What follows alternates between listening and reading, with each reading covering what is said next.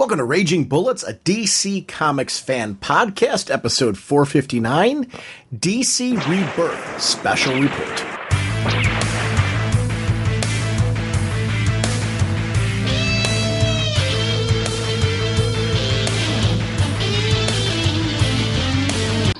Welcome to Raging Bullets. I'm Sean Whalen, drnorge, and I'm joined as always by my co-host Jim. We are going to talk about what this episode? So says the sensei of the whatnot, Segulin, Duke of and the elder statesman of the podcast. How's it going, eh? Yeah, we had this intention of, we had all these topics we were talking about in this one, and we were going to obviously kick off with the Rebirth news that launched this week. But one of the things that they did is they outlined June, July, and fall as far as all these titles that are shipping. So we started having a conversation about what we would like to see out of each of these books, and it just led to being a full show about that. So we will be obviously following up next week with some of our additional topics that we had planned, but this wound up being just kind of an epic that wound up being focused on the news that we're all interested in right now, Rebirth. I mean, this is big for all of us that are DC fans. So without further ado, we are proud members of the Comics Podcast Network, the League of Comic Book Podcasts, and the InfiniteComics.com podcast partnership. Jim, sponsoring this episode is DCBService.com and InStockTrades.com. Can you please tell us what's going on at DCBService.com? Of course. We got the great bundles. They're continuing with the Vertigo bundle. So thank you for all 15 of the Vertigo bundles, giving you 50% off. It is only $29.85. Plus, we got some really cool variant covers by John Romita Jr. Variant bundle, 26 Romita Jr. variant covers, 45% off, only $53.20. Over at InStockTrades.com. InStockTrades.com has deals of the week. The American Vampire hardcover, Volume 8, 50% off, only $11.49. Captain America White hardcover, 50% off, only $14.99. Midnighter trade paperback, Volume 1, 50% off, only $7.49. Uncanny X-Men Omnibus, Volume 3, 50% off, only $62.50. These 50% off deals span through all of comics. There's some DC product there. There's product from Marvel, but it goes across all independents. Please make sure to check out InStockTrades.com for the amazing deals that they offer every week, but also the latest releases like Batmite trade paperback, 45% off, only $8.24, collecting the full miniseries. Batgirl trade paperback, Volume 2, Family Business, 45% off, only $9.34. This is Batgirl and Jim Gordon Batman meeting up. So if you didn't read that story, great way to pick that up over at InStockTrades.com, your collected edition source. Mr. Segulin, what kind of a podcast are we? Well, normally I would say we're a spoiler podcast. We go in depth into plotline, story twists, and whatnot of the comics we're discussing on today's show. However, this time we're really just talking about what is the possible futures and going on in the Rebirth. So I don't know how much spoilers we have, but always keep worried. Always keep note that we do go into spoilers on the show because we want to make sure everybody enjoys the show. Let's talk some comics. Carter Hall, scientific genius from a far-off world, flies into action as Hawkman. Jim, this is a big week for DC fans. Finally, the proverbial curtain has slid open, and we found out what's going on with Rebirth, more of the details and what this actually is. It's not a reboot, not in a traditional sense. It's more of what Jeff Johns did back in the day with Green Lantern reboot and Flash reboot, where their current continuities are still in place, but they're looking back to the past and bringing in elements of the tapestry of the character that have made them what they are at the core. A great example of this would be, he talked about with Green Lantern, they took a look at the Green Lantern universe, and Guy Gardner was Guy Gardner Warrior, and there was no Green Lantern Corps per se, and Kilowog was missing, and Sinestro, and Hal, and, just some of the basic tenets. But he also, said that there's characters and new concepts like Kyle Rayner that have a rich fan base that he said, you don't want to throw that stuff out the window. It's how do you bring everything that's working in place while at the same time getting rid of the things that aren't and making it feel like at the core what people are really looking for those characters. So this time the difference is they're taking a look at the new 52 and going, okay, let's company-wide take a look at each of these major concepts, and what can we do to get them back, to rebirth them at the core, so that way these concepts work. They said they've been for many months working with creative teams to build concepts for what these characters should be at their core. What makes them identifiable? What makes them uniquely DC? What is their legacy? So I like that part. I loved watching his little short video intro before taking a look at the title list, because that's what you and I also want to know, right? Like, what books are we getting out of this? I will find this. One of the things with these events, I'm kind of the biggest advocate for, hey, let's wait and see and all that, almost to the point where I get passionate against the naysayers that are immediately trashing something that hasn't been released yet. And I do kind of go excessive, I know, to the other extreme with it. I do. But honestly, like every fan, I mean, and we're all in the same boat, right?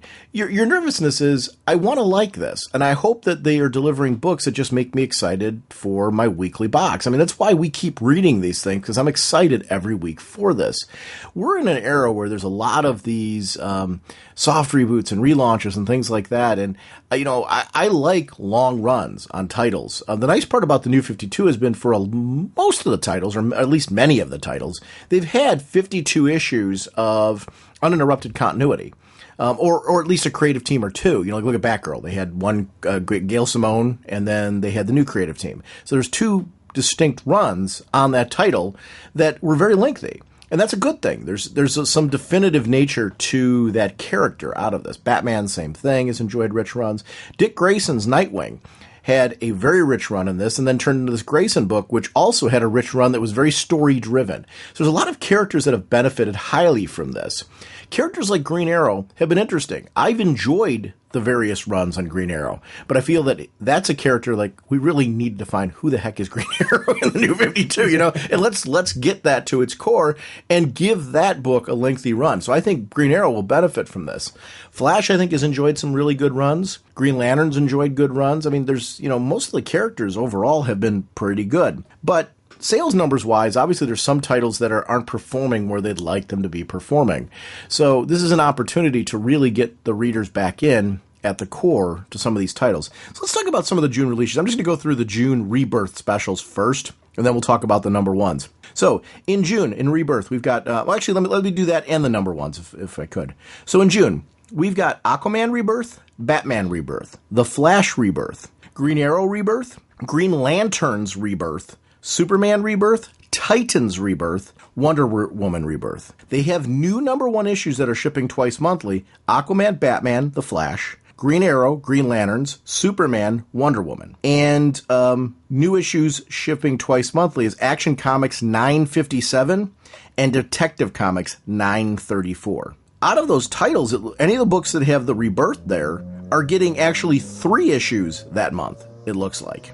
Because we're going to be getting their Rebirth issue and then 2 of the twice monthly issues, I'm guessing, of those particular titles. So that's going to be a very focused month on those specific characters and those specific titles.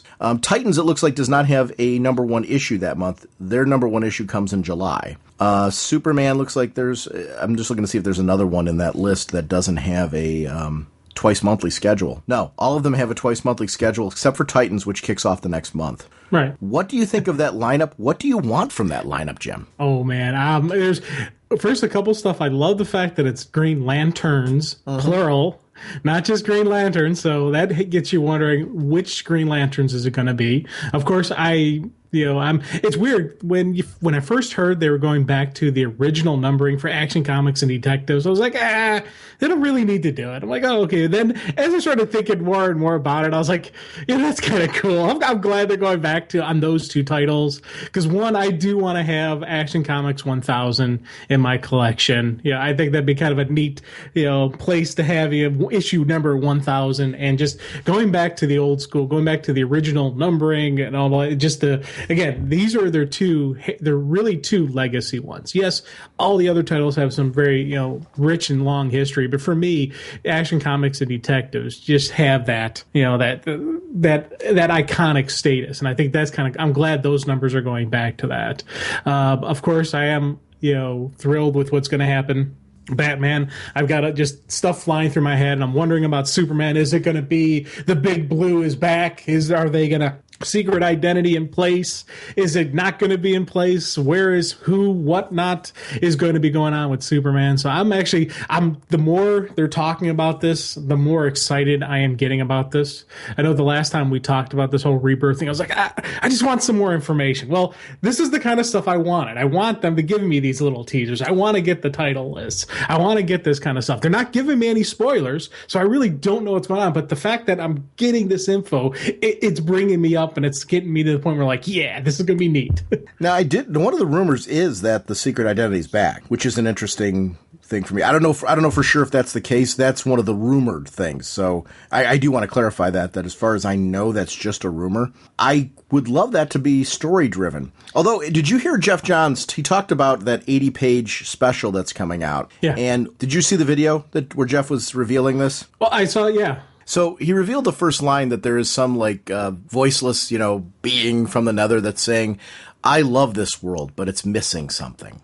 And, or missing some things. And this, it does, I think, harken back to what we're seeing in titles like Titan's Hunt right now, for example, or Superman, Lois and Clark, where story-driven wise, there's an opportunity to put things back into the continuity right now that are tenets that fans know and love, and really kind of rebuild these books at the core to...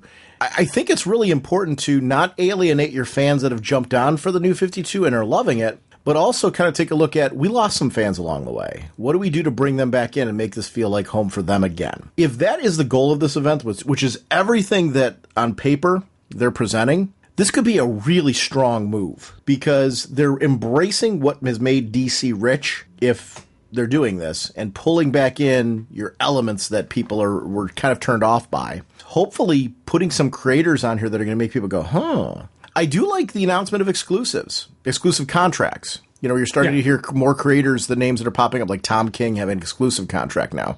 My heart bleeds for Vision because I love that title.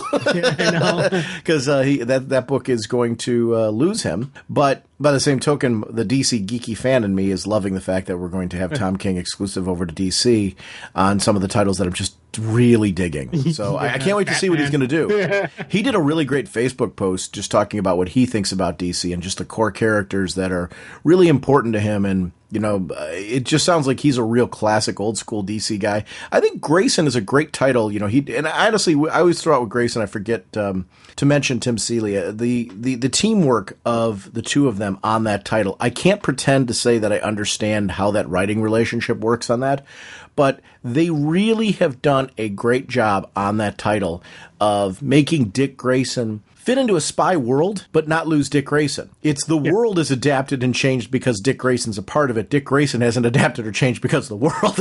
And that's a key. And when you've got people like that as players in this Rebirth concept, that gets me excited because they understand who these characters are at the core. They understand how to give these characters new direction while at the same time keeping everything that makes them unique and fun and interesting and identifiable from their past.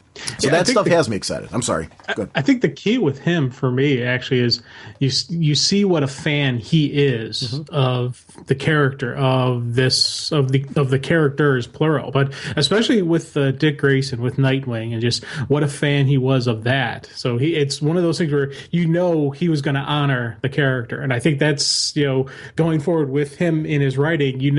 He's a fan of this stuff. He's not just some guy who's collecting a paycheck. This is beyond just a story to him. This is personal stuff. And I think that for me has always been something that I really appreciated from him, as well as like some of my favorite writers are fans of this genre. They're fans of this and they want to do this. And this is, this isn't, as I said, this isn't just a paycheck to them. This is something beyond that. And I think, and you can see the passion, you can see that, that love that they have for these characters and for these people, that, they're as much alive to them as they are to us, the reader. And I think you see that in their style. And he's one of those people that are on that list for me of writers who have that passion. So again, that's why he's on my list of people I follow. I was reading Vision, and it's now the question is, do I keep reading Vision once he leaves it? I don't know. Yeah, I'm having fun with the character, so it is funny when a creator has gotten me so invested in a character that I enjoy them. It's kind of like, let's take a look at Batgirl, right? Gail Simone. I was on board because of Gail Simone. For me, I was on obviously because I'm a Bat junkie, but that book was kind of a no-brainer because Gale was on it. So now you have a new creative team that was coming on board, and it took me a while to adjust to the new status quo. With a title, it's not really just about Vision, it's any title. How long do you give it, Jim, before you say, this is or is not for me? Because I think, at a certain point, when that clicks. How long for you is too long? I will give it minimum one story arc under the new creative team. I will give them one story arc to see what happens with it. And I want to see what their direction is. And, at the end of that one story arc, I'll make the decision whether do I give them a second story arc where there are glimmers of stuff that I really like. I'm like, let me give this another try. Maybe this will become a new title, or do I, that's where I'll make the shot. I usually make the initial call. Like with Batgirl, prime example. I gave it one story arc. At the end of the first story arc, I wasn't like, oh, this is awesome. But I saw glimmers of stuff. Like, I thought that there's some neat stuff going on. There's some potential here. And by the end of that first story arc of the new creative, I started, accepting the fact that it was no longer Gail Simone writing it and it was a different character. Things were different. I'm like, okay, there's still some connection. And then, so I gave it a second story arc. And then by the end of the second story, I was like, this is Batgirl. There's some cool stuff going on. And by now I'm enjoying, I'm enjoying this character and who she is and what she's gone through. I'm like, and it's one of those titles that I'm like, I enjoy reading now. So I'm glad I didn't just drop it after the first issue, that I gave it that first story arc. I gave it that first look, and I gave it, let me give it another story arc. So the same thing is going to happen with Vision. I'll give the new creative team one story arc, and I'll see how it's going. If there's glimmers of stuff that I like in it, I'll keep reading it. If not, I may drop it. I don't know. So let's talk about this. What do you think Aquaman needs? You and I are fans of Cullen Bunn, and we've enjoyed what's been going on. Obviously, it's a very mixed reaction to that book. What do you think that book needs? At this point to garner a larger audience? Like, who is Aquaman to you? What do you think Aquaman needs to be in order to be identifiable to everybody? Oh, God. I think Aquaman is one who really benefits from the relationship. Mm-hmm. I think him and Mira, that was some of the best stories that you read with Aquaman, is him and his queen. And then even when he was doing the fish out of water, no pun intended, with him, those two living on land most part of the time in Atlantis and all that, and seeing her interact with humans and him dealing with the people he knew in high school and whatnot. But I think those two together would make for, a nice strong rebirth. I would like to see this rebirth come through a very strong and powerful Atlantis, the king and queen, their court, everything, the myth and the lore that is Atlantis, really bring that up to the surface. We've seen him on land. We've seen the human side of him. Let's really see the Atlantean side of him. I think that's something that could pull people in. Yeah. The duality, I think, is really important. And you're touching on a key there, but also that relationship.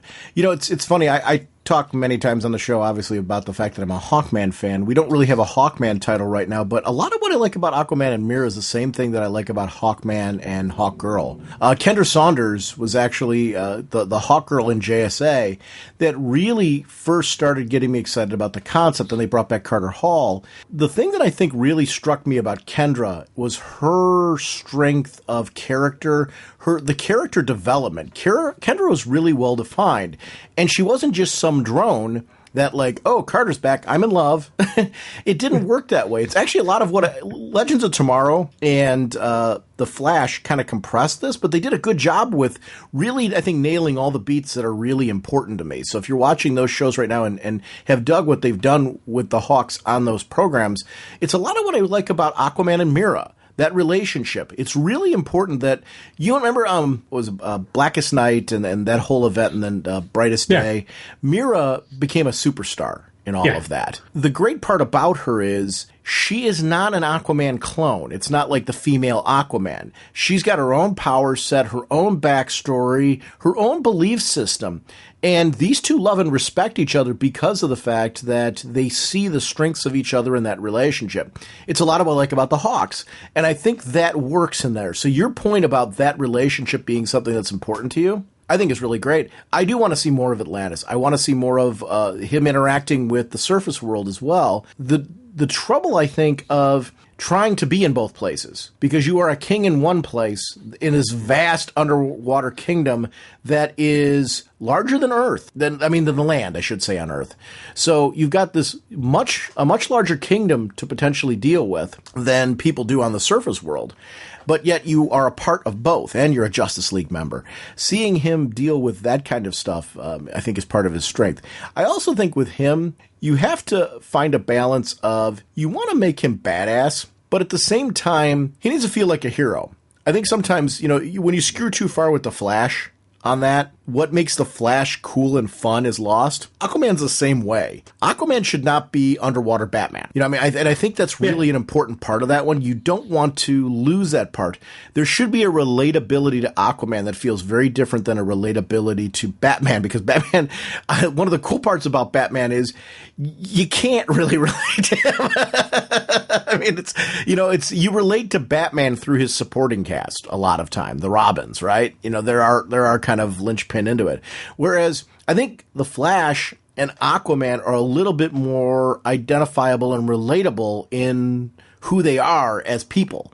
And I think that offers a distinction between the two of them, and you never want to have Aquaman skew too far the other way. I love the Peter David run with the hook hand, but one of the great things about that was you could hang with Aquaman, and it felt like you were hanging with him. I think, some of the better runs since then with Aquaman has had that same quality to it, so that's kind of what I want to see. It's an interesting character, and I want to see that done in a way right from the get-go that just brings on some new readers. I can't wait to see the announcement of who's running that book. Yeah. That's the thing I was hoping we would see by now, are some of the creative teams. And that's because, you start throwing out stuff like, we know Batman is going to be Tom King, so that's good, cool. Mm-hmm. But who's Aquaman? Who's Flash? Who's Green Arrow? Who's doing Superman? Wonder Woman. Come on, I want to know these names, and it's again, I'm not going to be one of those, but I do want it. I'm trying to control myself, but there is, I think it does, this is what I like. This is a good tease where it gets you going, gets you knowing. And then next round, we're going to get next thing. Next, we'll get some, who's doing what, and so this is a really good way to do a nice build up. As long as they keep giving us more information down the line, you don't have to give it all to me at once. Give it to me in pieces like you're doing. This is good, but keep feeding me more information. Okay, let's talk about Batman. Detective Comics, we know, is going to be Scott Snyder, right? That looks like the bi-monthly book is going to be Scott Snyder on Detective Comics. So you go to Batman, and it looks like it's going to be Tom King bi-weekly, which means it looks like we could essentially be getting 2 or 3 issues from Tom in June. I'm not clear on that one. Are we going to be getting 2 books, Batman Rebirth and Batman #1, or which I don't care. I just want quality titles out of them. So if I'm getting 2 issues or 3 issues of Batman in June, don't really care. I'm just excited for them. What do we want from that? Who do you want? Who do you want Batman? Obviously, Bruce is going to be back in the cowl. We're going to talk about Batman 49 and all that. But where do you want Jim Gordon to be? Part of me still wants Mecha Bat. Part of me I want Gordon not to completely give up the title. And don't get me wrong, I'm happy that we're going to get Bruce back in the cowl, but I don't know. Part of me thinks we could still get some cool stories from Jim Gordon as Batman. I think that would be kind of interesting, where we have 2 Batmen in Gotham. 2 different people. Where we have Jim Gordon, Gotham PD, and we have Bruce Wayne, the Batman. I think that'd be kind of a neat story to have both of them in play.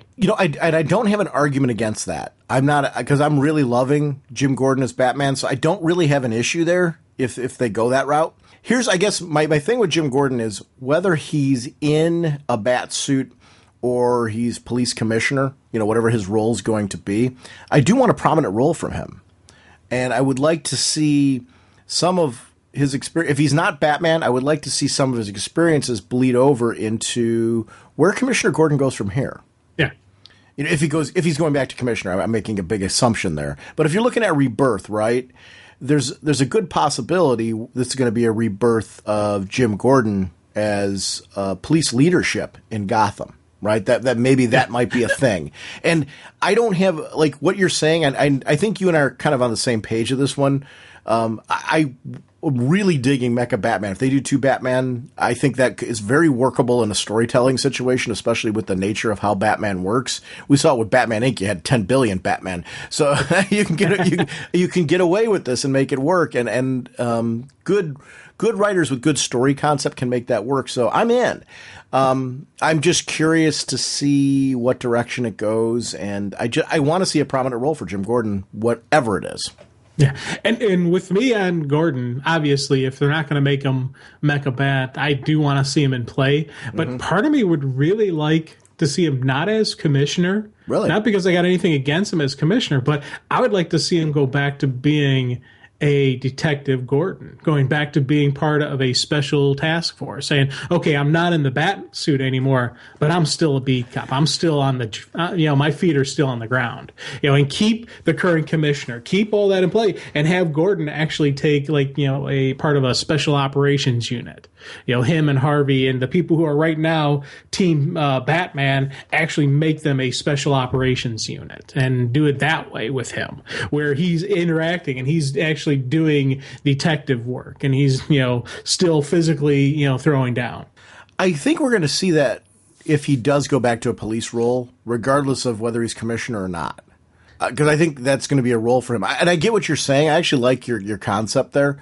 You're kind of like Jim Gordon and his howling detectives. It's like kind of like that. Yeah, exactly. Yeah. So I'm in. I think that's a cool concept that you're going with there. I don't know. It's funny. I'm probably the most, because of the creative team attached. Batman's kind of like, I'm doing some speculating, but it's probably the area where I'm least worried, because of the fact that we got Tom King and we got Scott Snyder. These are the people that are like guiding that ship. It's kind of like, oh, cool. Let's just see what they're going to do. I'm really, it's kind of a zen place with the Bat books right now. Cause just, if there's one consistency, I think in the New 52, the Bat books have been phenomenal. Yeah. So I'm kind of like, and I know we're moving past the New 52 now. And I think it's a good time to do that, because I think, you really need to get back to the core and try to pull back in some of that readership that's been lost. I mean, there's a fan in me that's like, I've been enjoying my reading all along, and it's the truth. But sales numbers are what they are on certain titles, and, even some of their top titles are dropping in sales. So this is a good time to kind of look at, why is that happening? What is the impression that people have about DC right now? I think one of the things that happened with the New 52 is there was this impression that some of the basic tenets that make DC cool are gone.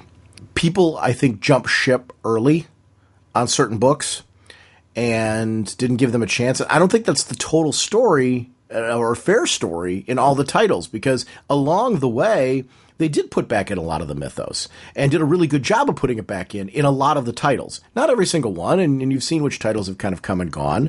They were titles I enjoyed. I enjoyed the experimental nature of, but it's kind of clear from sales numbers right now that this is something that they need to do to kind of listen to their audience, who have been screaming legacy, legacy, legacy. And I think this is a part of, how do we find a way to please that fan while not alienating our core fan base that right now is loving what we're doing at the moment. That's always a tricky line. This is a great concept. The Flash, Jim, The Flash, what do you think, what does The Flash need? What would you like to see from The Flash? Actually, one more thing about Aquaman before I move on. Do we want an Aqualad? That was a character pre-New 52. Do we want it to be, who do we want it to be? Good question. Oh boy, because we've kind of had the introduction of Aqualad, in this in the Titans hunt and in the Aquaman storyline, and so I'm like, I kind of like this guy that we got going on. It's Tempest, yeah. But the pre New 52, when they had that in Aqualad introduced, I was like, oh, I like that guy. So it's a tough call for me. Does the book need an Aqualad?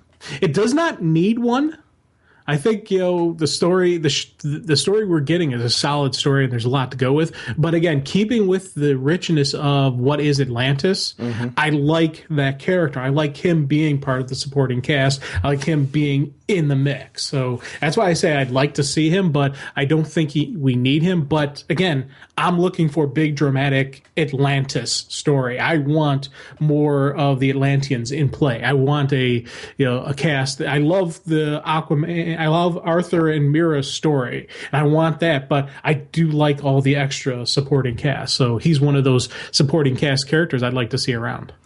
Seeing as we let's jump to Titans and then jump back to the Flash. Titans. Okay, so we've talked about Tempest already, right? Do we want the Titans Hunt cast? Is that what that is? Do we want them on a team?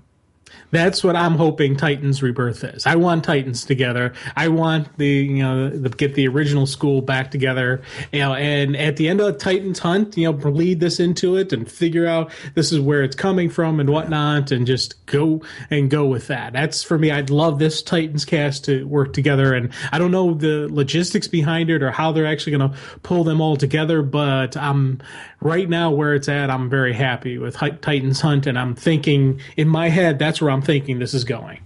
Yeah, I actually, the Titans Hunt mini, I'm going to be honest with you, when it first came out, I stockpiled the first couple issues just because of time. And then when I sat down and started reading it, you mentioned that you wanted to do it for the show. That was what kind of clued me in. I need to start reading this because it's a mini. I'm like, a lot of times with minis, I'll stockpile them and just kind of read them as, I get a few issues in just because I enjoy that kind of delivery. But in this case, you said you wanted to talk about it. I'm like, oh, Jim's really into this, so let me read it and all that. And I totally get why, and I couldn't agree with you more. It pulls back everything that I've always loved about the Titans. I really would like to see that team, and I'd like to see that team go and really have a decent run. So the idea of Dick Grayson being back together with Donna Troy, and it'd be a great way to take this Donna Troy that I've really enjoyed her development in Wonder Woman and kind of bring her full circle into gradually becoming a modern version of the Donna Troy we know and love. This is really an opportunity for those characters to get them back to their core of what's cool. And Titans storytelling, talk about some epic. Throughout the years, Titans have been a team that have delivered landmark stories. I hope we can get back to those kind of big stories in those books, in Titans. What we saw most recently in Justice League with the Darkseid War, right? What's cool about that storyline is that is an epic event that took place in Justice League. Yes, there were one-shots that went along with it, but realistically, the whole event, really, it was a Justice League exclusive event. I want to see that kind of thing going on in Titans. I want to see, these team books need that. That's what makes a team book work. And Justice League has got a really good formula going where, you have some issues along the way that deal with team and character development dynamics with a gradual build to the big epic. Then the big epic comes and you go, boo, what just happened there? It's what I liked about Legion, and seeing that happen in Justice League and Titans is stuff that I want to see moving forward. So I hope we get those kind of stories. Let's jump back to the Flash. So Barry Allen, the Flash. What do we want to see in that title? What do you want to see moving forward of it? Are you liking the Flash right now? And what would you like them to keep? Is there anything you would like to see evolve? I'm actually very happy with where the Flash is and where the story is going. So this is one of those titles that I don't want to see them do much with it. Just keep going the story that's going on. Where this is, where it's at, keep the progression going, keep it going. I'm digging this Barry Allen, his supporting cast. I'm happy. I'm very happy with this. So this is one of those ones where I'm wondering, what can they really do with Rebirth? And this is one where I'm wondering who's going to be the creative team. I really do want to know who the creative team on this one is going to be, because I am so enjoying what the current story is. So this is something I don't want to see them tweaking too much with, unless they throw a name on there. Like if they, I know they've already said Jeff Johns isn't doing any monthlies. He's going to focus on minis and whatnot and direction, etc. If they were to throw out his name on this book, I'd be okay. I wouldn't think twice about it because of him. If they were to throw Gail's name on this, I'd be, oh, okay, yeah. I would, because of the creative forces. I know they're good. This is one where I want to know who is actually going to do this book, who is actually going to be on the creative team on this one, because I don't want them to do much with this. I love how this is going. Just let it keep going. Let it go. Yeah, I agree with you. That's one of those titles where I think Rebirth will be great because you can kind of define where the character's at right now. Maybe build, start us off with Rebirth would be a great issue to do a 0 issue with this is where the Flash is now. Obviously, everything's going to be tying up in the issues that predate this. So, good opportunity to really tell us who the Flash is now, where the Flash is going to go from here. Some elements can be put back into the series. I think it'd be great. What about Wally? Who do you want? Do we want the newer Wally that we're seeing in the book? What do you want Wally-wise? I don't know. That seems to keep coming up. I'm seeing that. I know on multiple websites. I understand. I understand everyone's love for Wally. I've read some cool stories with Wally and the kids and the family, and so I'm not going to knock Wally. But for me, when you asked me, do we need Aqualad? I immediately said yes. When you say, do we need Wally West? I don't immediately say yes. And it's nothing against Wally. It's just, I think for me, the Flash concept with who the Flash is, and I'm so enjoying who Barry is. I am enjoying the supporting cast, and yes, Wally is part of that supporting cast, but I don't need a kid Flash. I need Wally West as a person. Fine, have him in the story. He actually adds some stuff as Wally, but I don't need a kid Flash right now. I'm happy with Flash. I'm happy with who he is and where it's going and whatnot. I don't need Wally West kid Flash. Wally West person, yeah, he's actually adds a nice little element of the, again, it's a neat Barry facts. You get to find out more about who Barry Allen is as he's working with this kid. Yeah, see, I'm kind of torn on that one because I love the Kid Flash concept. I'm with you that we don't necessarily need it because I'm digging the Flash right now too. It's an interesting sort of conundrum, and I think in recent stories we're seeing something's going on with Wally. Yeah. So I think there's a real good possibility we're going to be getting Wally West becoming Kid Flash. If it fits the story and where they're going with it, I'm interested in that. I guess my question more so is, do you want to see DC in some way bring back the old Wally West? No, I think we if we're going to go with a Wally West, let's keep going with the Wally we have right now. I like this kid. I think this kid can actually turn into, like how they have Donna Troy is kind of becoming, even though it's the current Donna Troy who is made out of mud and all that, she's becoming more of the Donna Troy of before. Same thing I think could happen with this Wally West, where he gets the knowledge and maybe the flashbacks of what he was in the previous universe, previous existence. They could do a similar thing with him. But they don't need to bring back that Wally West. We have a Wally West. I think we run with our current Wally West, and we say, hey, this is cool. Yeah, I agree with you on that one. It's I'm liking the current Wally West. I don't have a problem if they do with Wally West. See, I'm a big Wally fan. So you and I are kind of different in that sense in what our reading experience was with Wally. So our attachment is very different to that character. You've often referenced that Bart was your Flash. Yeah. And then you had to get used to Barry. Wally was my Flash. I had to get used to Bart and then get used to Barry. Bart was my impulse. So it's interesting to I see both sides of the argument. I see the fans that are very passionate Wally West fans, and I get why, because I'm that guy too. The thing is, I'm finding that the Barry Allen we have now is so accessible that I don't know that I need Wally. And if DC were to say there's enough of a Wally West fan base that we could do a Wally West book, I'm in, because I love the character. So don't get me wrong when I say that. I'm in an interesting conundrum with that where I'm like, I could go either way. If they put a cool creator who has an interesting idea for bringing back the classic Wally West, I'm on board because I love that character. I just don't know that we need him because the Barry Allen Flash that we've got right now has got all of the tenets that I loved about Wally. He's this bright, accessible, fun character with stories that are, are epic and big, and he's a good guy. Barry's just a really good guy, and it's everything I liked about Wally. I don't know. He's your buddy. Flash is your buddy. You feel like you could sit down at a park bench and like have a chat with Flash. Yeah. You'd have to tie him down, but you could have a chat with Flash. I mean, that's the kind of character that he is. He's an everyman. It's what we're seeing on the television show and why it's working so well. So I don't know that I need that. I'm not against it, though. I like the new Wallies that they're introducing. I think they're great characters. I don't look at them as taking the place of my Wally. It's more of this is where we're going now with the concept. And I'm cool with that just because at the core, Flash is a cool concept. But I'm not against a Wally West book if they end up doing something like that. I don't know. I don't know what their plans are there. So I'm kind of torn on that one. But we'll see. Green Arrow Rebirth. What do you want out of Green Arrow?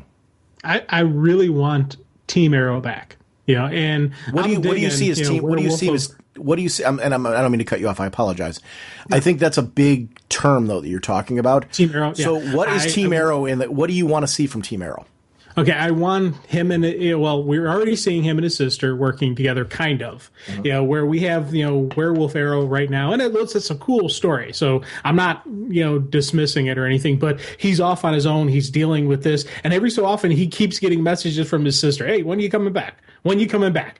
I want to have that return back to the city. I want to see those two working together. I want to see, the force, the support unit that he had around him be back, and just, the kind of like what we're seeing sort of on the TV show where it is, Green Arrow, but he has his watchtower. He has his, tech people. He's got his support staff. He's got his version of she's not Speedy, reality, but she is her own, character. This is the kind of stuff that I like seeing, his interactions. The current stuff we got going on right now is some neat introspective of the nature of man and animal and whatnot, and that is some cool stuff going on. And in the end, that's going to be a neat story. But I do want to see him come back to civilization. I do want to see him interacting with people. I'd like to see the rich millionaire Oliver Queen kind of even make an appearance back and have him do that route and bring back Queen Industries and do that whole kind of venture they're going with it. Yeah. Those are the kind of stuff I'd like to see out of Arrow. Yeah, I'm with you. I want to see a consistent direction. And I think it's something that the book has enjoyed in its later runs. I don't want to insult the runs that have gone on in the New 52 with the book. I just think what's happened is that's been a character that seems to keep relaunching in his own title. Right. And I just want to see a consistent direction. So you mentioned Team Arrow. I'm fine with that. I actually think, you're right. He needs a good supporting cast, and we need to know who they are and what they're following. And I think that's, who they are as a group. What does that look like? And what is that dynamic? And I don't mind if that is, an evolving concept as time goes on, but I want to feel like it's evolving and going somewhere. And it seems like every time I get attached to a direction with that book, it shifts. So, and I'm an easy Green Arrow sell. I mean, I love the character. I've always loved the character. So it's not a hard sell for me. I think that is a book that really, out of the New 52, its biggest problem has been consistent direction. Not quality of stories. I think the story quality's been there, but it's like right where I'm like, okay, I'm getting into this beat. I see what the creators are doing. We're doing what now? You did what? We switched a whole new creative team, and now we're going a new direction. And I would like to see that book, whoever they're putting on that book, whatever that team is, I wish them success. I'm excited to read their concept, and I hope they've got a run. I want to run. Yes, I really good run. That is something I agree with you. Green Arrow needs a run. Let the creative team tell their story. Let's see what we got going. If this is going to be a rebirth for Green Arrow, then let's make it a rebirth. Let's give them something and let them show us what they got. Yeah. So enough with the teases of cool creative teams you're putting on Green Arrow, and then they shift. I mean, it's like, because they've done that. They've put on cool creative teams. I'm like, okay, I'm getting into what you're doing. And like, no, don't switch now. That's kind of been my thing with Green Arrow, and that would be something I think that book would most benefit from. Do you think that, okay, let's go with goatee, not goatee. Does it matter? It doesn't really matter anymore for me. I was always the guy who was the goatee guy saying, man, let's bring it back. Now I'm like, you know what? I don't need it. I really, it's, in a way, I always cheer when I see it. Like they had that, you think when they showed his father, and he had the goatee look, and they've shown things where Ali in the future, he's got the goatee on. Like, it's kind of neat. That's a classic, that classic look. So I would never turn it away, but he doesn't need it. Right now, this Green Arrow, this character, who he is, he hasn't had it. They're keeping him without it, and it's working just fine. I think we're good to go without it. Is a relationship with Black Canary needed? No. Again, another thing where he's had relationships with other people. We don't need to bring in that story. If they brought in him and Canary, that could be interesting. You get the right creative team doing it, but he's got plenty of relationships. We've seen him, and I think that's part of the thing that makes Ali such a cool character when he has these relationships. And then, the classic Ali, he either does something to mess it up or it just something happens. It's not his fault or it is his, that's kind of like the part of, what makes Ali an interesting person. He's got those personal character flaws, but also he's got the bad luck. Sometimes the relationship just doesn't work. Sometimes he does something stupid and makes it end, but sometimes it just doesn't work. And I think that's something with Ali where he keeps going through, you see him in the highs and lows of relationships, but throughout it, he needs to have that supporting cast that's there with him. So if you bring Black Canary and him back in together, that's cool, but they don't need to happen. It doesn't need to happen. The Arrow TV show, I think, has done a really good job of giving us a human Ali, which is exactly what you're referencing. Ali makes mistakes. Ali does things where you're ready to pop him upside the head and go, what are you doing? He is a flawed character. There's times where he's at his greatest strength and he rises above his flaws. But we all have those things, right? We have those dark moments. We can look back in our lives and, I have plenty of mine where I can go look back and like, oh, geez, I wish those years were gone. but those are part of growth, right? You look back and you self-evaluate. And I mean, you and I both have had many conversations over the years of things we'd both like to forget. But I mean, I think that open dialogue that we've had as friends, I think has brought us closer as friends. I think ultimately venting that stuff out and thinking through like what you could have done differently. Sometimes those experiences make you who you are now. Ali's one of those characters, and it's funny to talk about that in this particular light. It's one of the things I think that is unique about Green Arrow and important to the experience. Ali makes you feel good at self-evaluation and like trying to be something better because of the fact that he just goofs up so much. Yet you feel like he's the consummate hero. This is this incredible archer he has a moral compass, and he is a politically charged character. He's a socially charged character. Those core elements have to be there where, Ali will take stands on certain things and because he truly believes in them, and then will find along the way that maybe he's on the wrong side and he's not afraid to shift and change his thinking. When you look at Civil War over at Marvel, right? Between Captain America and Iron Man. One of the cool things about Ali's one of those characters that could be a lead figure in a battle like that because of the fact that you could see him being socially charged against an ally because of the fact that they're just on opposite political spectrums. He's that kind of guy, yet you still love him in spite of that. Even if you have political differences with him because of the fact that he is so human and you've gotten to know him as a character. It isn't that, when you say his flaws all the time, it makes it sound like, well, Ollie's just this like broken character. No, it's not it. He's well-rounded. He has all of these incredible strengths. He has these wonderful adventures. It's what I like about Daredevil. I think Ollie has some of those qualities in there, but the flaws are what I think makes him unique. He's the kind of guy where you go, do not. If I had a girl who was a friend and she said she was interested in in Ollie, I would say, listen, he's one of my closest friends, but, and here's why. And ultimately she wouldn't listen, but it's still one of those things where he's that guy, right? Where you give the advice, don't date him. So that's Ollie. And I that's what we got to see from the character, I think, at his core. Green Lanterns. You know, it's funny. When I saw this list, I saw it as Green Lantern at first. And I think that's just kind of, the visual kind of quick read through. Green Lanterns. One of the things that I really like about Hal's book is the focus on Hal, the singular lantern with his stories and adventures. I'm not against the idea of a Green Lantern's book, but we see later on down below, you've got Hal Jordan and the Green Lantern Corps Rebirth. So what do you want to see out of Green Lanterns as a concept? What do you want to see that book be? Here's an interesting thing, because when I first read this, I noticed that plural S immediately. Mm-hmm. And my first thought was like, oh, okay, this is going to be the Green Lantern Corps book. And then I saw later down the list, Hal Jordan and the Green Lantern Corps.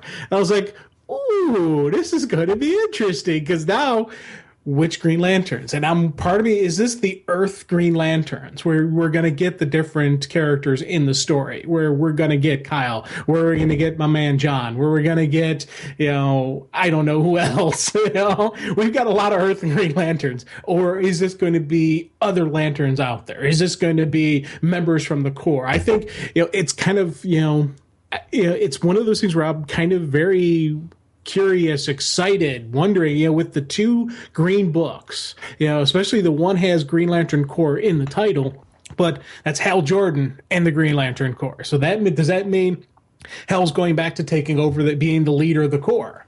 Or is he just going to be a member of the Corps, and that's the Green Lantern Corps book, and this Green Lantern is going to be the other than Hal Jordan? I don't know. And I think that's kind of a mystery, is kind of neat, because for me, the Green Lantern Corps concept has always been the best part about the Green Lantern title. So with a Green Lanterns plural book, that tells me it's not just going to be one Green Lantern. And with Hal Jordan and the Green Lantern Corps, that tells me it's not just going to be one Green Lantern. I'm looking at both of these two titles as being kind of a Green Lantern Corps style book, where it's going to focus on other than just one lantern in each book, whether the one is the Earth lanterns and the other is the outer space lanterns, or vice versa, or a combination of all of them in between. I don't know, but I definitely am very excited for Green Lantern, because to me it sounds like they're bringing back the Corps in a big way, and it's going to be, the title isn't just going to be focused on one lantern. It's going to be focused on all of them, where one lantern's at the head of a story for this run, and then for the next story arc, maybe it's this one, maybe it's that one for another one, or maybe it's one lantern interacting throughout, with multiple lanterns. I don't know, but I got a feeling we're going to get more of multiple lantern stories being told. I agree. I think that's going to be kind of cool. What lantern I would like to see something done with, and this isn't diminishing anybody else. I want to see John. I want to see Guy. I want to see Hal. I want to see all those people. I love them. I want to see Simon Baz. Yeah. I think he got lost somewhere along the way. And I really liked when he was the lead Green Lantern of the book. I started to get into the character and what he was doing. I want to see Kyle. I want to see, all of them. And I think one of the things that Jeff Johns did with Rebirth so well, he brought in all the lanterns and gave them each a role, and they felt like they were important and valued and needed. Simon Baz, I think, has been a character that the concept was cool with his introduction, and it fizzled. I would like to see, and I don't know if the creators have this, I don't want to see it forced. Obviously, if you got nothing to do with the character, don't do anything with the character. I get it. I mean, you just don't got a story for the character. Don't force it. Because what ends up happening then is you have a watered-down book with a character that you're forced to kind of deliver. But I'm hoping out of this that in one of the two books we might see some interesting things with Simon Baz. I think he's a character that the surface has only been scratched with, and I would like to see more with the character. Not in any way, shape, or form taking away from the lanterns that I love, but I do hope this is the book that does focus on the Earth Lanterns. I would like to see, some focus on them and where they're going, and there'd be a chance to see. I would like to see more John Stewart spotlights. I just think he's an interesting character. So I think we all have favorite lanterns. Hal's my guy, but I love Kyle. I love John. I love Guy. So spotlights of any of those characters on a book that allows for those opportunities, I'm in. I think that's really interesting. So I hope that book has that. I didn't notice the S, honestly, until this recording. Mainly because the first book I saw when I saw this list was the Hal Jordan and the Green Lantern Corps Rebirth. Oh, yeah, book. See, yeah, I again, it was, So I guess I assumed that was the solo title. That's a funny. That could be the Hal Jordan solo title, but it's Hal Jordan while he's with the Corps. I don't know. That's for me. Again, it's throwing out the possibilities of multiple Lanterns, and plus this, Baz is definitely one of those guys I want to see more of because he was a great character. And John's my guy. I'm a John Stewart Lantern fan. That's the character that I always, that's the guy. I think that was my linchpin bringing into the Green Lanterns. When I first started reading DC, it was that Mosaic series. Mm-hmm. So that's where I really got to see John Stewart. I got to see the Green Lanterns. I obviously knew who the Green Lanterns were, knew the concept and all that stuff. But, I really got to read John Stewart. I was like, oh, this guy's a cool guy. I'm digging this, and then, so throughout the years, John's always been my linchpin there we're bringing on. And also, I want Badge. I want the Squirrel, man. Squirrel power. Now, we're getting 4 Green Lantern issues a month because it's going to be the Green Lanterns book twice and the Hal Jordan, the Green Lantern Corps book twice. I know. Dude, I just got to make a quick comment just about the number of books we're going to be getting. I'm actually very excited for this. I am too. Now, financially speaking, I got to do the math, seeing if I'm paying more now, if I'll be paying more, or how that's going to go out. But it's just a concept of getting some of these books twice a month. I'm very excited going, this is going to be awesome. I don't know that we're going to be getting many more books. Because if you look at the cancellations, let's look at, we've currently got 3 Green Lantern books, right? Well, I mean, if you count the Green Lantern Corps title that was canceled, that turned into a mini-series. So we had that, we had the Green Lantern book, and we had Sinestro, right? Mm-hmm. Omega Men, if you count that in that mix, right? Because that's part of that same world. So that's 4 Green Lantern books. So we're replacing that with 4 Green Lantern books. If you take a look at the Bat Universe, we're losing some of the Bat Universe titles, replacing them with 4 Batman books. I mean, there's titles that obviously are coming back from the Bat Universe, but there's a rich load of Bat books out there, and not all of them are coming back. So I don't know that we're going to probably wind up pretty close to what we have now, maybe a little bit more, because there's really a pared back listing each month, gradually building off of each other after these Rebirth specials. So I think they're releasing this in a unique and interesting way where actually June looks like it's going to be a light month, unless we're getting 2 issues, because it says shipping twice monthly for those single. So I'm guessing in June we may be getting double issues of all of those. So we might get 3 issues of all those titles. I think we're getting 3 issues of all. I hope. Titles. Actually, I hope so, because I don't want June to be. I don't want June to be that light a month of reading. Yeah. I mean, so I'm hoping that is how it plays out. Superman. So you kind of alluded. You were talking before about secret identity, not secret identity. What do we want from Superman from here? We're going to have Superman and Action Comics all coming out that month. We're going to have Superman presumably twice, Action presumably twice, so 4 issues of that maybe, or at least 3. Superman might be a singular and the Rebirth issue. Either way, we're going to have 4 books, right? At least, maybe 5. So what do you want out of Superman? Where does Superman go from here? Pete Tomasi has been rumored to be on Action, on the bi-monthly title. I'm thrilled to death that that's the case. I hope that's a true thing. I've been looking around to see, is there anything that actually confirms that? I think that's a thing, just because of the same way that the Tom King thing looks like it's turning out to be a thing. It looks like the Pete Tomasi thing may turn out to be a thing. And I giddy with that, because if there's somebody who, I don't think gets the name recognition of some of your top tier writers, Pete Tomasi deserves every bit of that. Talk about a guy who can do character development and really, Superman Wonder Woman has just been a great title since Pete Tomasi took it over. It was a great title before then when Charles Soule, seeing Pete Tomasi take it over, he just does it. Our Batman and Robin. Oh my God, what a great title that was. Pete Tomasi's on it. It's a good book. I'm excited. So this is somebody you want flagshipping a title like this. I'm in. What do you want from that, though? Do you want identity back, not a back? Do you care? What does that look like? I want the big blue back. I want the big blue Boy Scout back. I want full-powered Superman. I want my dun-da-da, dun-da-da-da, dun-dun-da. I want that back. We're getting that, right? I mean, I know we're getting that. Okay, because that's not a question mark. Right.